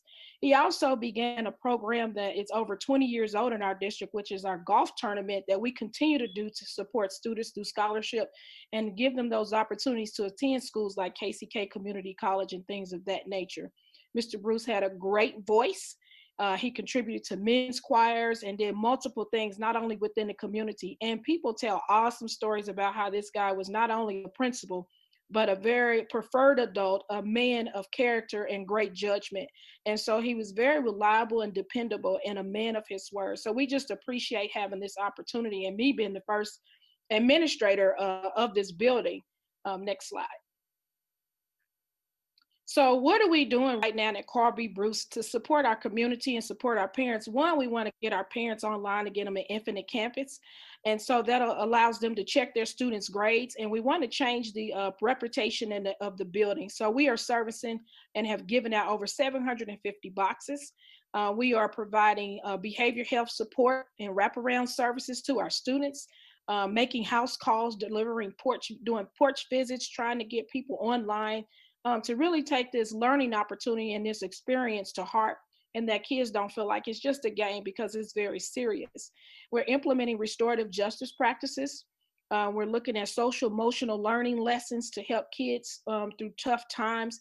And then we also have career exploration and career readiness, which is also a lot of what we've heard tonight from my other colleagues here that are speaking with us. And so we're trying to do these things to change the image, to build the northeast end of town up, but to give our parents and our community a voice in the school. And we want our parents to be in partnership with us, because without parents, and you can't eliminate parents from the equation, the child doesn't get educated. So I just want everybody to keep that in mind. Next slide. So our future here right now at Carl B. Bruce, number one is to get some systems in place. Number two is to raise our student achievement test scores up, and that will require everyone in the community.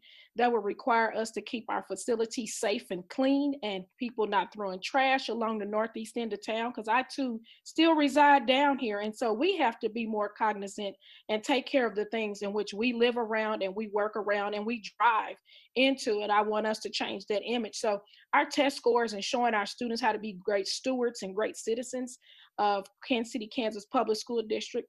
We want to raise our attendance rate to 95%, and we want to lower our discipline referrals, which is something we heard from our community, which is something we heard from our parents, and something we heard from our students.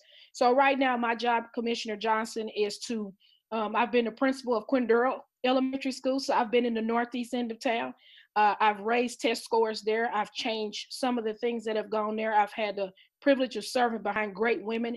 And so now I have an opportunity to take Carl B. Bruce into the future and be the middle school that everybody else want to emulate. And that's my job and that's my goal. So thank you all for this opportunity, and I appreciate everything you all have done. I've sent a shout out to KCK Public School District. This is a school district where everybody wants to be, and I appreciate you all. Thank you very much. Thank you, Mrs. Chapman, and your reputation precedes you, in terms of what you've done over at Quindaro. And so we're glad to see you at Carl B. Bruce. One of the things that we hear all the time is that our people want the same things that we get or that they see in other areas of town. And so you are truly an example of that. And we're seeing that just in that really short video. I'll be over there next week. I'm looking forward to it and be getting ready to. You have to go a little bit slower for me. I can't walk that fast, but I'll. It's just the video speeding up. I was not walking that fast, believe me. Back in my day, yes. Basketball, volleyball, yes, but no. Looking forward to seeing you next week. Okay, thank you so much. Thank you now. We've got one more to go on our first tranche of presentations, and that is Donnelly College. And we have Monsignor Stuart Swetland. We've been doing a lot of discussing about talking about education, and I really believe that that is how we build communities. As our educational systems are brought to us and we take advantage of them, I think it helps us as a community as a whole to be able to grow and to expand and to become a better community than what we are, and then also to reach next to the next generations as well. So with that, Monsignor Swetland, are you on with us this evening? I am. Thank you, Commissioner. I really appreciate being here. Isn't this exciting? All this good things. Now, Dr. Mosier did lay out some of the challenges we face, but we have so many wonderful things, and it really warms my heart. My mom was a middle school principal, so to see that new middle school, Carl B. Bruce Middle School, and it's exciting what's going on, and so many projects, healthy food, healthy environment, work projects, housing projects. This is so exciting for our area. And Donnelly's proud and happy and joy-filled to be part of this ongoing development for our region. We've been here since 1949, but we've recently invested $30 million in this region to bring our campus up to the 21st century and up to the highest quality possible, to have a first-rate campus, to offer our first-rate education to our students. We're very proud of what we're able to do here at Donnelly as we seek truth. That's our important value as a college, that we seek truth. We want to build community and we want to pursue excellence. So we entered this fall in-person education for our students in a brand new main academic building. And we have a short video to show some of that new building off to everyone who's watching tonight.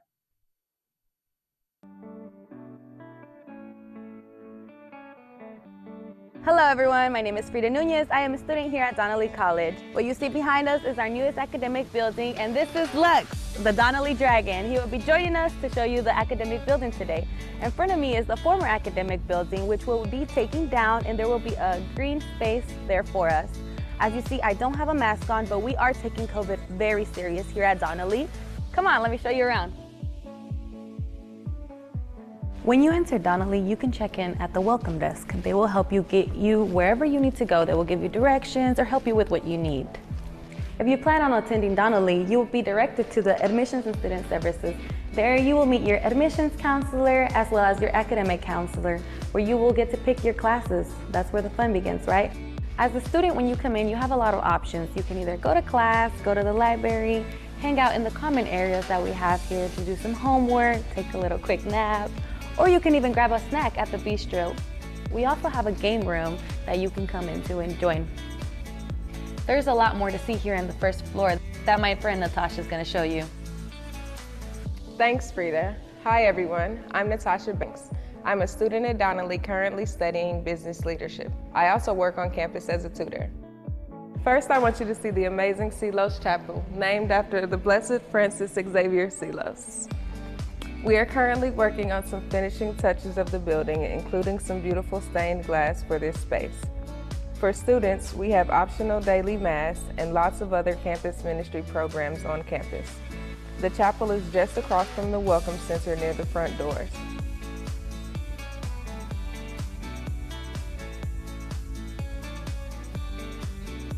If you walk this way, you will see the library. The library is part of the Dean LaZoya Family Academic Resource Center. This new space is perfect for research, studying, or even just a quiet place to read. The other part of the Academic Resource Center is the Tutoring Center on the second floor. Inside, we offer free tutoring, supported study, and group study rooms as well. This is also home to our career services. Now Johnny wants to show you some more of our academic spaces. Thanks, Natasha. Hi everyone, I'm Johnny Joe. I'm a student at Donnelly College, studying information system. Well, Donnelly College is all about a great education. So let's go check out some of the classrooms. Donnelly has classes in lots of different subject areas, including the arts, with both the performing arts and the visual arts. And here is our new art classroom, an amazing space to create your next masterpiece.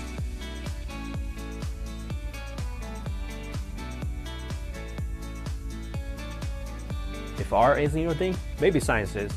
Biology, physics, and the chemistry have some of the most incredible spaces on campus. The labs have everything you need to take your STEAM career to the next level. We hope this gives you a sneak peek of what we have to offer. Thanks again for joining us on this tour, and we hope to see you soon on our campus.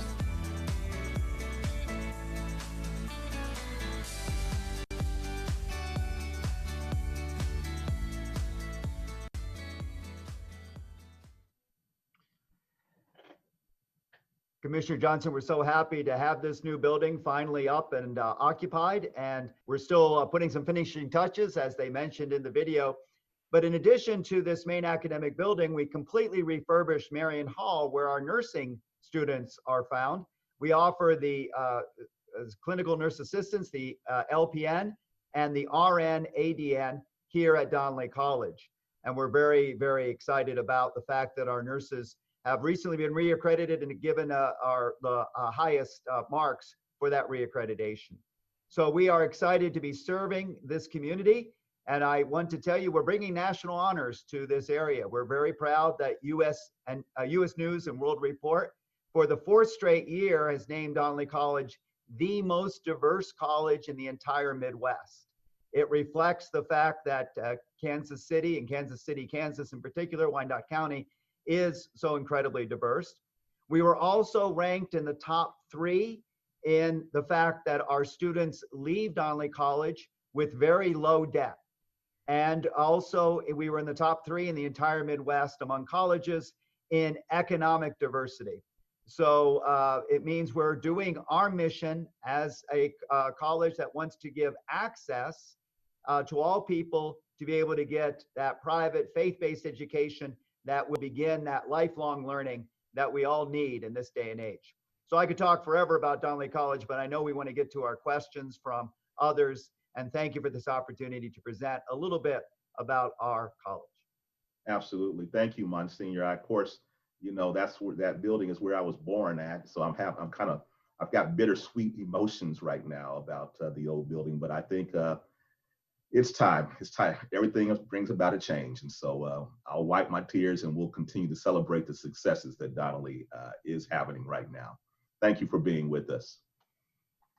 In light of the time that we're in right now, we're a little after 7 o'clock. And I think rather than going into questions, what we'll do is we'll wait for the end of the time frame to see if we have time for questions. We're going to go ahead and go to our next group of updates from the UG, and we'll start with Ms. Julianne Van Loo, followed by Logan Matheson, Interim Chief Mike York, and then the Honorable District Attorney Mark Dupree that will join us in that order. Julianne, are you up and are you ready to go? I know we're kind of moving pretty quickly here. Yes, sir. I changed my kiddo's poopy diaper about 5 minutes ago, and so I am all ready, I will admit. Thank you so much for letting me participate tonight as well. I am just so heartened by everything we've gotten to see so far, because every single project mentioned has real potential to improve health in Wyandotte County. And so just a huge thanks from us at the health department. We're going to give you a little COVID update. I'm sure you all know that our lives in the health department are extremely busy, and this is what we're working on. Go ahead, Allie, keep going. So I just want to give you a snapshot of the numbers here. These are some of the traditional numbers we look at when we're trying to figure out how well we're doing on COVID. And what I like people to see here is you can see our positive cases. If you scroll over to the right-hand side, are around 8,000 in Wyandotte County. And that appears lower than Kansas City, Missouri, and Johnson County. And same with deaths. It appears we have fewer deaths than our surrounding counties. And that is true. But the thing we like to talk about in public health is using rates. And this helps us compare apples to apples. So when you look at actually our cases and our deaths per our population, per 100,000 people, you can see on the bottom right corner there that we actually have a much higher rate of COVID than the surrounding jurisdictions. Next slide, please. And this is another way of looking at it here. You can see us at the top here with a total number of cases per 100,000 people. We are about double of most of the rest of the metro, significantly higher than Leavenworth, even within the Merc area, significantly higher than all the Kansas counties within the Merc area. So again, we unfortunately are faring worse here in Wyandotte County. Next slide, please. And for deaths as well. So our total number of deaths, or our total deaths per 100,000 people, significantly higher than surrounding counties. And I say this all not to spark fear in you or discouragement. It's a difficult time, but I say this because I know there's a lot of folks in our community who don't understand why we have different rules and regulations in our community than in some communities around us. So we are very, very invested in ensuring that our community is wearing masks, is sticking to those gathering limits, is staying social distance, and we do have some health orders that are stricter than other counties. And I say that to help people understand that we just are starting from a different situation here in Wyandotte. And I know that's not news to any of you, but the reason why we've implemented the health orders that we've implemented are because we have more of a vulnerable population. And unfortunately, we're experiencing a disproportionate amount of COVID in our community. Next slide, please. We typically look at a rolling 7-day average when we look at how we're doing. And we do that because you can see here from day to day, case numbers go up and down fairly dramatically. They can go up and down even 15, 20, 30 cases day over day. So we look at a 7-day average of the last week to see how we're doing and to really see it as a trend. And what we like to demonstrate here is that the behaviors that we implement matter. So you can see here on the left, we started with a stay-at-home order early this spring, and then we shifted to the red zone as soon as we kind of started to level off in cases. And when we were in the red zone and when we moved to phase 2, our cases stayed very low, and that's because our behaviors were appropriate. We were staying home as much as we could. We were very, very cautious. And then you can see quickly here as we move into phase 3, a real swift uptick. And we've worked really, really hard these last several months collectively as a community to bring that back down. And so what I want people to take away from this is that the behaviors that we implement in our daily life matter, and they show up in the numbers, and they show up in how many folks end up in the hospital and how many folks unfortunately pass away or survive from COVID in our community. Next slide, please. So what are we doing about it? I know you guys hear on the news about testing and contact tracing all the time. I just wanted to give you an update on how that looks in our community. So the big thing that happened this week on Monday, we moved our testing location. So we were testing 5 days a week at the health department. We now really need to open up to our other services. So we've had a lot of our clinical services closed down during COVID so that we could focus all of our energy on testing. And now we need to get back to that. We also need to prepare for the winter weather. So we've moved to the old Kmart out on 78th and State, which you can see here, and that really nice large inside. So that will allow us to be protected from the elements and to continue to test all through the winter, as many people as can come through. So we have the ability to test 300 or 400 folks a day if need be. And we've been testing this week anywhere between 150 and 200 folks a day. So the word is getting out. Please continue to help us get that word out about our testing location change. The other thing to know about testing here is that we are testing symptomatic and asymptomatic folks at our testing site, and that testing is 100% free if you live or work in Wyandotte County. So we get you through very quickly. There's not a long wait. It's free. So we just really want to make sure folks know that that is available to them Monday through Friday, again, 9 a.m. to 3 p.m. Also just wanted to make one quick note about contact tracing. I know you guys hear that a lot. Can you back up for just 1 second? I know you guys hear a lot about that. And if you've had a positive test, you've received a call from us. For a long time, we were behind on contact tracing, and that was really a problem for us because it really is difficult to stop chains of transmission when that is happening. But we've really amplified our workforce, and now we have about 20 folks full-time doing contact tracing. So we are once again on top of that situation and really happy at the way we've expanded our capacity. Go ahead. In this slide, it's a great thing to be near the top. And so this is one other thing that we want to highlight is that we've been able to get out testing early on in Wyandotte County and very broadly. So not only us at the health department, but our FQHC, our Federally Qualified Health Center partners who have done a lot of pop-up sites, trying to bring testing into the community, into trusted places where people feel comfortable and safe coming for testing. So this slide here demonstrates the hard work of hundreds and hundreds of healthcare professionals and public health professionals who have made this happen in our community. Next slide, please. I did want to spend just a quick minute talking about the race and ethnicity breakdown and what we're seeing in Wyandotte County. Many folks have mentioned the rich diversity that we have and how much of an asset that is for us in our community. But unfortunately, the burden of COVID-19 is not experienced equally across race and ethnicity in our community. So this year, again, we're looking at case rates. So it's per 100,000. And what you can see on the left for race-specific case rates is that our Asian, our American Indian, Alaskan Native have high rates of case rates. Our white folks as well, but we'll see something different when we look at the deaths on the next slide. I'll also say on the right-hand side here, what you can see is that our Hispanic population has case rates 3 times as high as our non-Hispanic population. And that's due to many factors, one of them being some of the avenues of employment that population has in our community, not allowing those folks to work from home, a lot of them being essential workers, which really makes it more difficult for people to protect themselves. Next slide, please. And when we look at deaths by race and ethnicity, there again are disparities. So you can see here on the left that our American Indian and Alaska Native, our Black and our Native Hawaiian and other Pacific Islander populations all have higher rates of death than our white population. Again, this is for many factors that I won't go into that a lot of you already understand, but the point is that there are disparities here and that we have to work to dismantle those disparities. Next slide, please. Just got a couple more here to again talk about some of the things we're doing and some of the things we're hoping you can help us do. Many of you may have heard that we have started a health equity task force.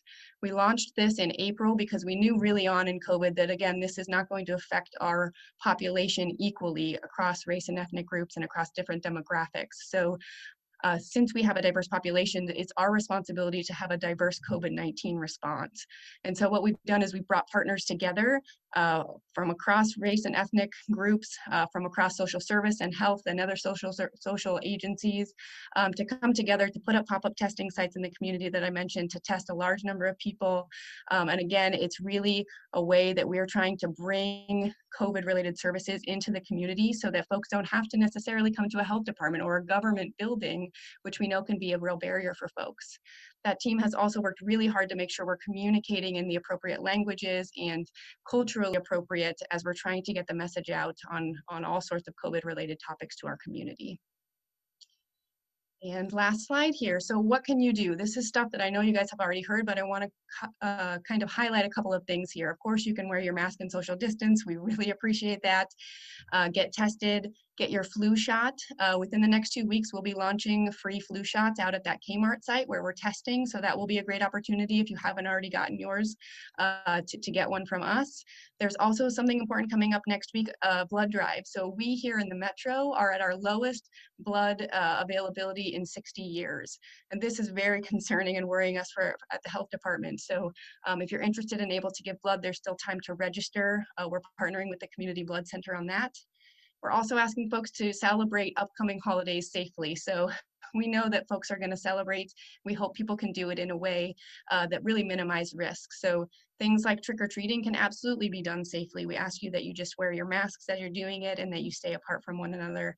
And similarly with upcoming travel and gatherings, that you limit those to the extent that you can. We know people are going to need to see their families and to experience the joy that we receive in the holidays. Again, we just ask you to keep those to smaller groups perhaps this year and consider staying in the metro area. We're also considering some long-term ways that we can battle COVID, and one of those is by reducing tobacco use in Wyandotte County. So folks who use tobacco are 5 to 7 times more likely to contract COVID and considerably more likely, unfortunately, to experience a very intense form of COVID and pass away. And so we are also proposing a ban on flavored tobacco in coming weeks or months with the unified government. And that is also a way that folks in the community can lend their support to some of the long-term COVID efforts. So there's a lot of ways that many of you can participate in that you're already doing. And we just want to say thank you. Every single sacrifice that you're making in your daily lives really does make a difference in how we're able to respond to COVID and the long-term outcomes for our community. So I'll leave it at that, but thank you very much, Commissioner, for including the Health Department this evening. Absolutely. We could not have a State of the Fourth District without talking about the impact of this pandemic upon our community. And it is sobering as much as I want and like to see our businesses open. It's vitally important that we all take advantage or take care of ourselves, as Commissioner Bynum has mentioned earlier. The statistics just don't lie. And if you look at those statistics, they will just tell you how dramatic they are, and particularly in Wyandotte County. And I would just encourage everyone not to get caught up in the hype and a lot of the dialogue that is happening on cable news and things of that nature. Just look at the data. The data is speaking for itself. It is not hoked up. It is not, fake news. It is real news. And we would do well to make sure that we're taking care of ourselves and our loved ones to make sure that we can rise another day to turn this thing around. So thank you for being on with us tonight and sharing that vitally important information. It's time for Ms. Logan Matheson to talk to us about our SOAR update as we look at trying to not only deal with the issue of the pandemic of COVID-19. We have had a pandemic of blight that we've had in Wyandotte County for such a long time, and different ones have alluded to that tonight. And so I just want everybody to know that we do have a blight reduction, what I would call a beautification program going on called SOAR. And it stands for Stabilization, Occupation, and Revitalization. And so Logan Matheson is going to be with us to talk about, who is our SOAR coordinator, to talk about the SOAR update at this time. Logan? Thank you, Commissioner, and good evening, everyone. Again, I'm Logan Messentina, and I'm here to talk about a few big projects that we've got going this year. So our first one is litter and illegal dumping. I think I heard someone else tonight mention litter on the street. So that's a big thing that we deal with. And, it negatively impacts our communities in a lot of different ways. It also costs the UG thousands of dollars a year to clean up. It's been quite an issue. So at the beginning of this year, we started engaging 12 departments, as well as the mayor's office and the commission, on how to prevent these issues, litter and illegal dumping. And we've been meeting bi-weekly all year. Improvements so far: we have increased communication internally between departments. We've streamlined tracking and data collection of dump sites. We've increased our enforcement, so violators can face fines up to $2,500, and the police department is actively pursuing those cases. There's also a $250 reward available for eligible witnesses, and we've also made some policy improvements, for example, requiring automotive businesses to maintain record of the proper disposal of tires. We've also had communication efforts. This has been challenging due to the lack of funds and other community priorities like COVID-19, obviously, but we have gotten some information out in the Citizen newsletter and the e-news, and the next issue of the Citizen will have even more. We're also designing a webpage which will include resources and information, for example, where to properly dispose of unwanted items. And we're also looking to partner with community groups to sponsor no dumping signs, such as the one pictured here. This is just a mock, but that will be a good opportunity to partner with groups and get some more no dumping signs out there. And how can you help this initiative? So you can always report dumped materials to 311. If you see a lot of litter or something dumped, please report it.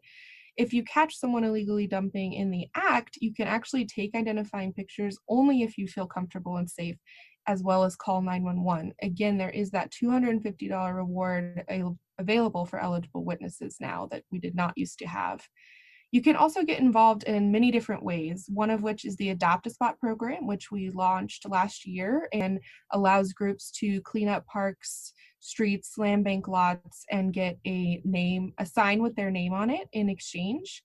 There's also the Flash Trash Mob, which is Mayor Alvey's new grassroots initiative to clean up litter. You can find that group on Facebook and learn more there. You can pick up litter yourself when you see it, when you're walking your dog, when you're at the park. Do so safely, obviously, gloves and bags, and you can sponsor a no dumping sign like I mentioned earlier. Another big project this year for SOAR is Stories on Stories. So this is a new community project to place resident created art on boarded vacant buildings. This is just an example image here. This is not one we've made, but it is a collaborative effort with residents and neighborhood groups, and each neighborhood produces art that tells their individual story. This is, again, as I mentioned, collaborative. Some of our partners include MOXA, the Wyandotte Behavioral Health Network, SOAR, and Parks and Rec. And the mission is to connect communities, prevent crime, and improve safety. So the 2020 project site for this project is the historic bathhouse in Clifton Park. This was really exciting because we're able to do even more since it's a UG-owned property and in a park. So just to go over some of the work we've done on this, our engagement was a little challenging due to COVID-19. We would normally like to knock on doors and canvass the neighborhood, but this summer instead, we did a lot of online surveys in both English and Spanish, asking folks what they would like to see, what sort of messaging they're interested in having in their community and their park. We shared that via social media, flyers, we shared it on the Livable Neighborhoods e-news and through some existing networks. We also put door hangers on the homes nearest Clifton Park, and we did receive over 60 responses, the majority of which from the 66102 zip code there. Another really cool part of this project is we were able to partner with Habitat for Humanity KC, and last month as well as this month, they were able to actually completely strip and repaint that building. If you've seen it, you knew that it really needed that. And paint the park shelter and remulch the playground as well. And it looks really good. So if you have the chance to drive by Clifton Park and look at it, you should. And this is a proposed image of some of the art we're looking at. So we're still collecting feedback and art. We are working to incorporate history and photos of local residents. That is what some of those 60 responses were saying they wanted to see.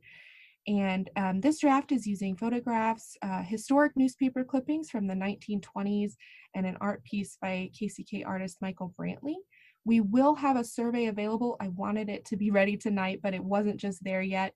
But please keep a lookout for that. There will be a sign by the building itself with that information, and we'll get it out in newsletters and to our various community groups as well.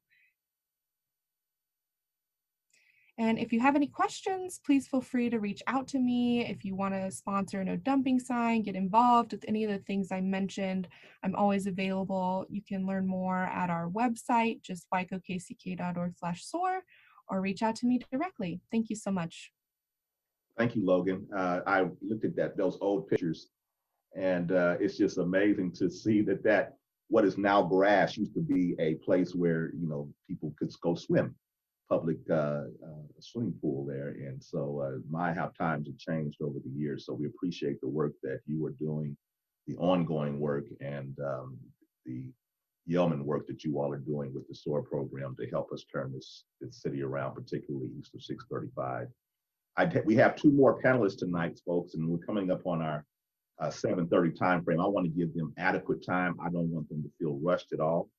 And I want you to give them your undivided attention if possible. If you could stay online with us for about 10 to 15 more minutes here. We're going to hear from our interim chief of police, Chief Michael York, that's going to give us some very wonderful updates with regards to the work that our police department is doing. And I think it's some information that some people may be aware of, but others may not. So Chief York, if you're on with us, we'd love to hear from you. Thank you, Commissioner. Can you hear me? I can hear you loud and clear. Okay, thank you. First slide, please.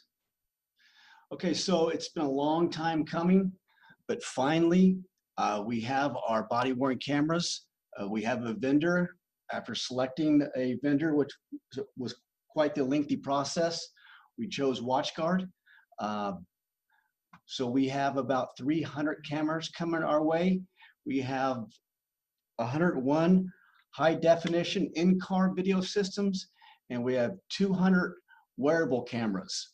So each officer that works the streets, and that's the patrol stations, that is community policing, that is traffic, that is our SWAT team, the sergeants, anybody that is riding the streets will have a body-worn camera. And each car will have a high definition in-car video system.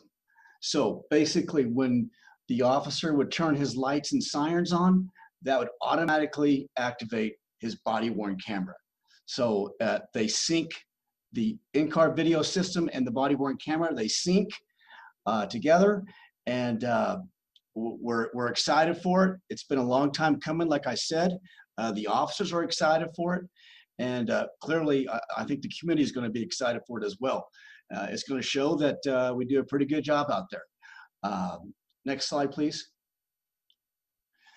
So this is not the right information. Unfortunately, we were going to roll out the body-worn cameras in November. We have the cameras, but WatchGuard cannot download the software for us due to COVID and due for a high demand of body-worn cameras. They cannot come to our city until January of 21. So once they come with their techs, the in-car video systems will already be installed in the cars, and all they have to do is download the software, and we are going to be fully operational. Hopefully, each officer in each station will have their cameras fully operational by March of 21. So we are going to do a community engagement piece before we roll out the body-worn cameras. We're going to do presentations on how they work, demos as well, in person and virtual. We'll also have a strong social media push in Spanish and English, and we'll also contact the media as well, the news media. So we will push this out before the officers have them. So look forward to that, and I will give you dates on when that will be pushed out. So next slide, please. So we also have another system in place. It's called Street Smart. I'm very excited about this because this is the first time that I can tell you ever that we are able to share real-time crime information with Kansas City, Missouri Police Department. So if there is something going on in Kansas City, Missouri, or there's something going on in Kansas City, Kansas, our officers will know about it in real time. So that is great for the community when it comes to combating crime. It's great for officer safety as well. So that will be operational in the first quarter of 21. And again, to be able to share information between KCK and KCMO, that is a step in the right direction when it comes to combating crime, because we all know that the criminals don't know the state lines and they jump from KCK to KCMO every day. So we're looking forward to that. We're very excited for that. Next slide, please. Okay, so on the Police Athletic League, the PAL, as you can see there by looking at the slides, we have a community garden now. We've distributed over 1,000 pounds of food. We also have a beehive, which has, we have 160 pounds of honey that we've given out. So that is a really great piece. If you have not checked it out, it's a really neat community garden. When it comes to the PAL programs, we have the art classes, we have boxing, we have archery, fishing, football, soccer. All that is great. However, unfortunately, with COVID, we've had to scale that back. So we've had a great response from the PAL program. We have a lot of kids, about 700 that have registered and want to be part of the PAL. So it's a great program for the police to interact with the kids in our community. Next slide, please. Again, we've also created a outdoor classroom because of COVID-19. So that's been a nice little piece where they can sit down and talk and learn. So again, I would encourage everybody to roll by there if you can, just to check it out. It's really pretty cool. Next slide.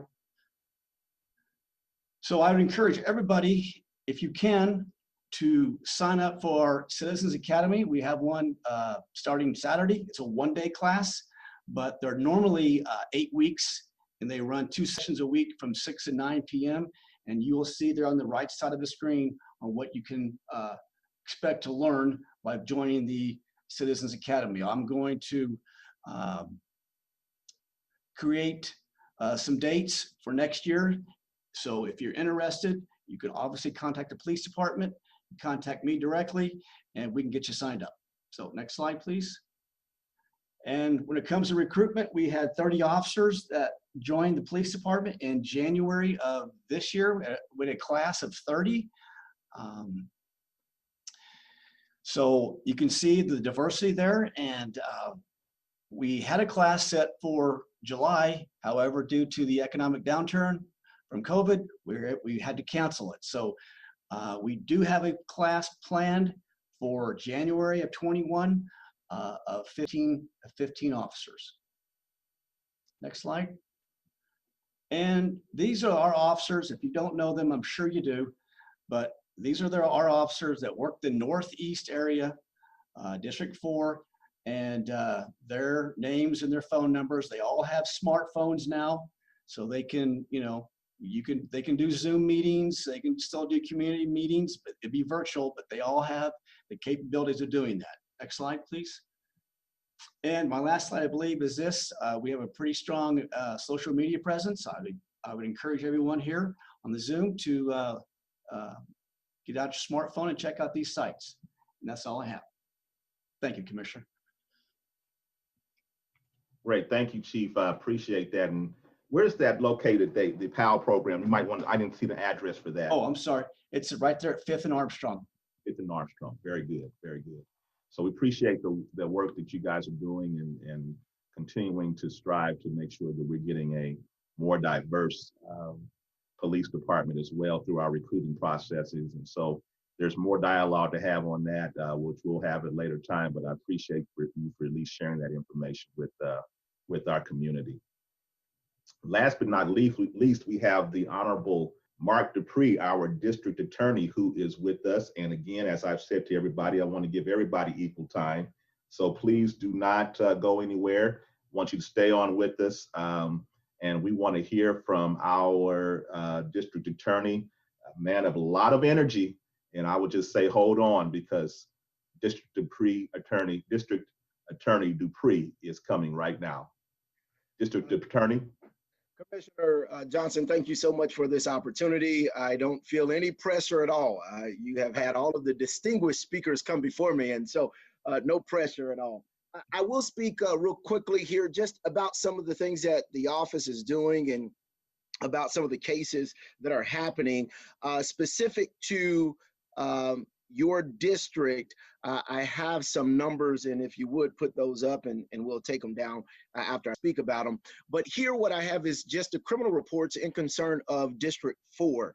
I will tell you, as you indicated earlier, your district is one of the most diverse districts in the county. You have a large amount of Latinos, African American, and Caucasians all within your district.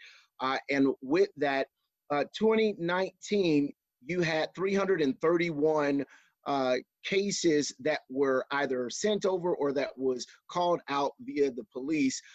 And of those 331 in 2019, only 216 of those cases fanned out to be something that we had to file charges on. In comparison to 2020, which you see on your screen there, for this entire year, we have filed 65 cases out of your district. I do not believe that you will be catching up to the number that you had last year. That is a good thing. And so I am sure that COVID has played an effect on that, but we will take it however we can get it. And with those numbers, I will tell you that the overlay of the individuals who have been charged with the crime and are prosecuted out of your district, the overlay map, and I can share it with you, Commissioner, in the future if you so desire, or anyone who desires to look at that, feel free to reach out to my office, shows that the vast majority of those individuals who are prosecuted out of your district are making minimum wage or less. They're coming from households that are from $11,000 to $32,000 in income. And so we truly believe that there is a financial economic component, and if you will, that corresponds with the criminal activity that is occurring in your specific district. And I believe you will find that to be the case across the county lines. Moving from there, and you can go ahead and take that off. If you want to have a copy of that, please just reach out to my office and we'll definitely give you that copy. But I just want to run down some things, starting out with in that same vein of cases and charging, throughout this COVID-19 last few months, we have continued to charge cases. The Kansas Supreme Court has given the courthouse orders on what we can and cannot do, and that absolutely directly affects what the district attorney's office is able to do and not do. We have continued to charge cases, but with COVID-19, there are some low-level cases that we have charged and then set out for court hearings. And that is because the court has not been able to have in-person court hearings until recently. In the last month or two, the court here in Wyandotte County have started having in-person hearings. The vast majority of the hearings, which is why we still continue to charge, have been via Zoom and YouTube, as we are on tonight. And so those cases are still happening. And so I encourage individuals, if you see a crime being committed, if you see something happening, still call the police. We are still filing those charges, and we'll still take those cases to the judge. There are not jury trials happening right now. According to the Kansas Supreme Court, that is on hold until further notice. We don't know exactly when that is going to go back into effect. I would guesstimate that won't be until next year. However, the vast majority of the cases that we're dealing with are not at the trial level at this point anyway. Vast majority of them are at evidentiary hearings and things of that sort. And so again, we are still filing charges. We are still moving forward with our cases, but because of COVID, it has indeed reduced the amount of folks that are in our fine office, but are still continuing on. Moving on to the community work that we're doing. We have continued to make a lot of Zoom visits. We haven't done a lot of in-person visits because of COVID, but we still are connecting via Zoom. Having said that, the Community Liaison Board, which is the organization that we have right here in our office where all of the community can be involved. If you desire to meet with our office, specifically me on a quarterly basis, to hear an update, to hear what's happening and what's going on, please go to our website, wycokck.org/DA, and that's /DA, and you can fill out your application for the Community Liaison Board. And on that board, again, you'll be able to give me your input and vice versa in concern of what we're doing and how best to serve our young people and our community as a whole. I will tell you that one of the things that jumped out to me as the Carl Bruce principle spoke of, and that's restorative justice. And many of you may not know what restorative justice was, so allow me a second to just talk about it. Restorative justice is simply allowing for victims as well as the perpetrator to come together to speak about what happened and why it happened, and to try to reach a resolution on resolving the issue. And it gives both the victim as well as the defendant an opportunity to gain closure. Over and over again, studies have shown that many people were sent away to prison. It still leaves the victims hoping for some type of closure. This gives them the opportunity to have that type of closure. It is something that our office is looking into. It's something that we're looking and considering in the juvenile courts. And it is something that during this COVID-19 that our courts have put in place by way of mediation. It is criminal mediation of cases. And so what that is exactly what I just described concerning restorative justice, but instead it is the judge, the defendant, and the prosecutor and their attorney all sitting together in a room trying to figure out what is the best resolution to whatever the situation is or whatever crime that has occurred. That independent judge, who is not the judge that's on the case, will sit with the victim of any crime that is a part of the mediation, separate and apart from that defendant, and get their thoughts and get their hopes of what the outcome should be. This is something that has happened for years throughout the country and in our state, and it is something that Wyandotte, I'm proud to say, is taking a progressive step in putting it into our criminal justice system here. So I am glad to say that that is something that we're doing. Moving on, I have been appointed by the governor on the Commission on Racial and Equity and equity and justice. And that's something that Commissioner Johnson and I have spoke about. And I know that Monsignor Swetland and others are on the task force that has been created here in Wyandotte County. And ultimately, the goal across the state, as it is here in Wyandotte County, is to deal with the desperate impact that minorities, Black and brown folks, are feeling in the communities concerning our policing agency and, quite frankly, our criminal justice system. And across the country, we have constantly talked about what is the best way to bring about some type of not just transparency and accountability, but bringing together the community, because the district attorney's office does not simply represent one district or one kind of people. We represent everyone, and just like the entire criminal justice system. And so our goal, and the governor's goal with this commission, as it is with the Wyandotte County Task Force, is to make every citizen feel as safe as the next, regardless of what district you live in. Feel that you can call on the criminal justice system, the police or the prosecutor or the judge, and feel like that you're going to get the same services and safety. And that is something that we have continued to push for. I would encourage all of you to go to that website, which is the Kansas governor's website, on equity and racial justice. And you can see some of the interviews, some of the YouTube videos that have happened. We've met and interviewed experts across the country. And I believe that we are in a time where we can take what has been brought to us by way of negativity and bring about a change in our community to draw everyone together, because the disparities are real.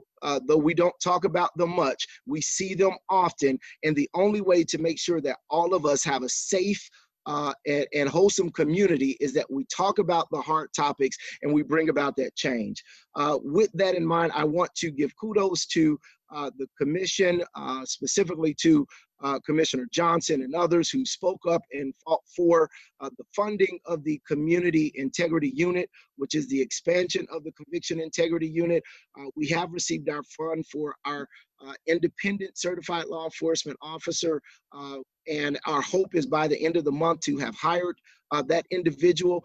This unit allows for the community, when they have complaints concerning any law enforcement officer throughout Wyandotte County, which includes Bonner Springs, Edwardsville, KU, KCK, Community College, District 500, of course, the KPD, the Sheriff's Department, and KU. If you have any complaints about them, you can contact that Community Integrity Unit, and they will have an independent investigation done concerning those complaints, so that, again, we can continue to have transparency and accountability so that every voice can continue to be heard. Our hope is that that bilingual hotline will be up by December, after we have hired the individual. The funds were released to us in October, and so we are in the process of that hiring. I'm looking down to my notes. The last thing that I believe I wanted to cover, it is election time, and there has been a lot of concern about intimidation at the polls and intimidation concerning going to vote. The district attorney's office has always had a on-call assistant district attorney for these type of situations. If you are afraid of and or see someone trying to intimidate or have some type of weapon or being rude and whatnot at a polling site, please feel free to call 911. You can contact the police department, or you can contact the sheriff's department. Sheriff Ash was on this morning and spoke about this more in depth. Ultimately, there are things at play to deal with that. We want to make sure that everyone has a safe route to do your constitutional right in voting. And so, Commissioner, again, thank you for this opportunity. Thank you for this time. And thank you for having this town hall, for truly bringing what is done inside the buildings downtown to the people in their homes. I truly appreciate it. Absolutely. Thank you, DA Dupree. You've done a yeoman job, and there's a lot of work to go on. I appreciate the work that you're doing at the state level, that's working in conjunction to what we're doing here at the local level. I do believe that there's going to be some good that comes out of this. And I know there's a lot of negative energy, and if we had time, we could probably take the next hour and really talk about things that we might see coming down the pike. But I will say that in my heart of hearts, I believe that even in spite of the pandemic, of Black Lives Matter, of the racial tension, the pandemic of COVID-19, that ultimately there will be some good things that come out of these situations. And so we'll have to try to schedule another time to kind of talk about those things with this August panel that we have. I want to thank everybody for being on. Actually, it kind of worked out for our good. We didn't get we actually didn't get any questions that came in, which I'm surprised by, but it gave enough time for us to give everybody their time to be able to present. And so I thank everybody that stayed online, whether you are on Zoom or whether you are on Facebook Live or whether you're watching on UGTV. I don't know how many persons are out there, but I do want to appreciate everyone for staying on. My concluding announcements, first is, as District Attorney Dupree has already said, vote, vote, vote, vote, vote, vote. Please be aware of the voting opportunities, the early opportunities for in-person, for mail-in, and for drop-off votes as well that are noted on the screen. Of course, Election Day is November the 3rd, less than 2 weeks away, everyone. And this will likely be one of the most, if not the most important election of our lifetime. So please get every registered voter that you know out to the polls on before and or by November the 3rd. I have an announcement for another organization that is here in 4th District on the 31st, which is Halloween. Mercy and Truth Medical Missions, also in the 4th District at 721 North 31st Street. They're going to be hosting a Boo to the Flu Warm Up Wine Dot, which is a free contactless event from 9 a.m. to 12 noon on Halloween, October the 31st. They're going to be giving out 200 free flu shots, 200 free hoodies, and 200 free turkeys. So you don't want to miss that. That's Boo to the Flu, a contactless event by Mercy and Truth Medical Missions on October the 31st. Well, as promised, this has been a very fast-moving session, and I hope that you were able to walk away with more information than you had when you came into this session. I want to thank our Mayor Alvey. I want to thank Commissioner Bynum, and I want to thank all of our very distinguished panelists for being on with us tonight. I personally am overwhelmed by the presentations. I am overwhelmed by the level of dialogue that we've had and been able to share tonight. I want to send a shout out to our staff that gave up a portion of their evening to make this what it is. Rocky Mays, Deanna Segui, Mariah Smith, also known as UGTV, Dave Reno, our Public Information Officer, and a big shout out to Allie Porter, who took the reins from Assistant Administrator Emery Cross. Allie just stepped up, and you all were, received information from her. She coordinated this entire event. She made me look good, and she coordinated this from stem to stern. So Allie, thank you so much, and thank everyone, because I could not have done this without you. Finally, this session will be on UGTV, on our YouTube channel, if you would like to share it or watch again. And so with that, I will say that's all from me, folks. It's been wonderful having everyone on tonight and making this evening what it is. So God bless you all, and God bless Wyandotte County and Kansas City, Kansas. We'll see you again some other time. Be blessed. Thank you.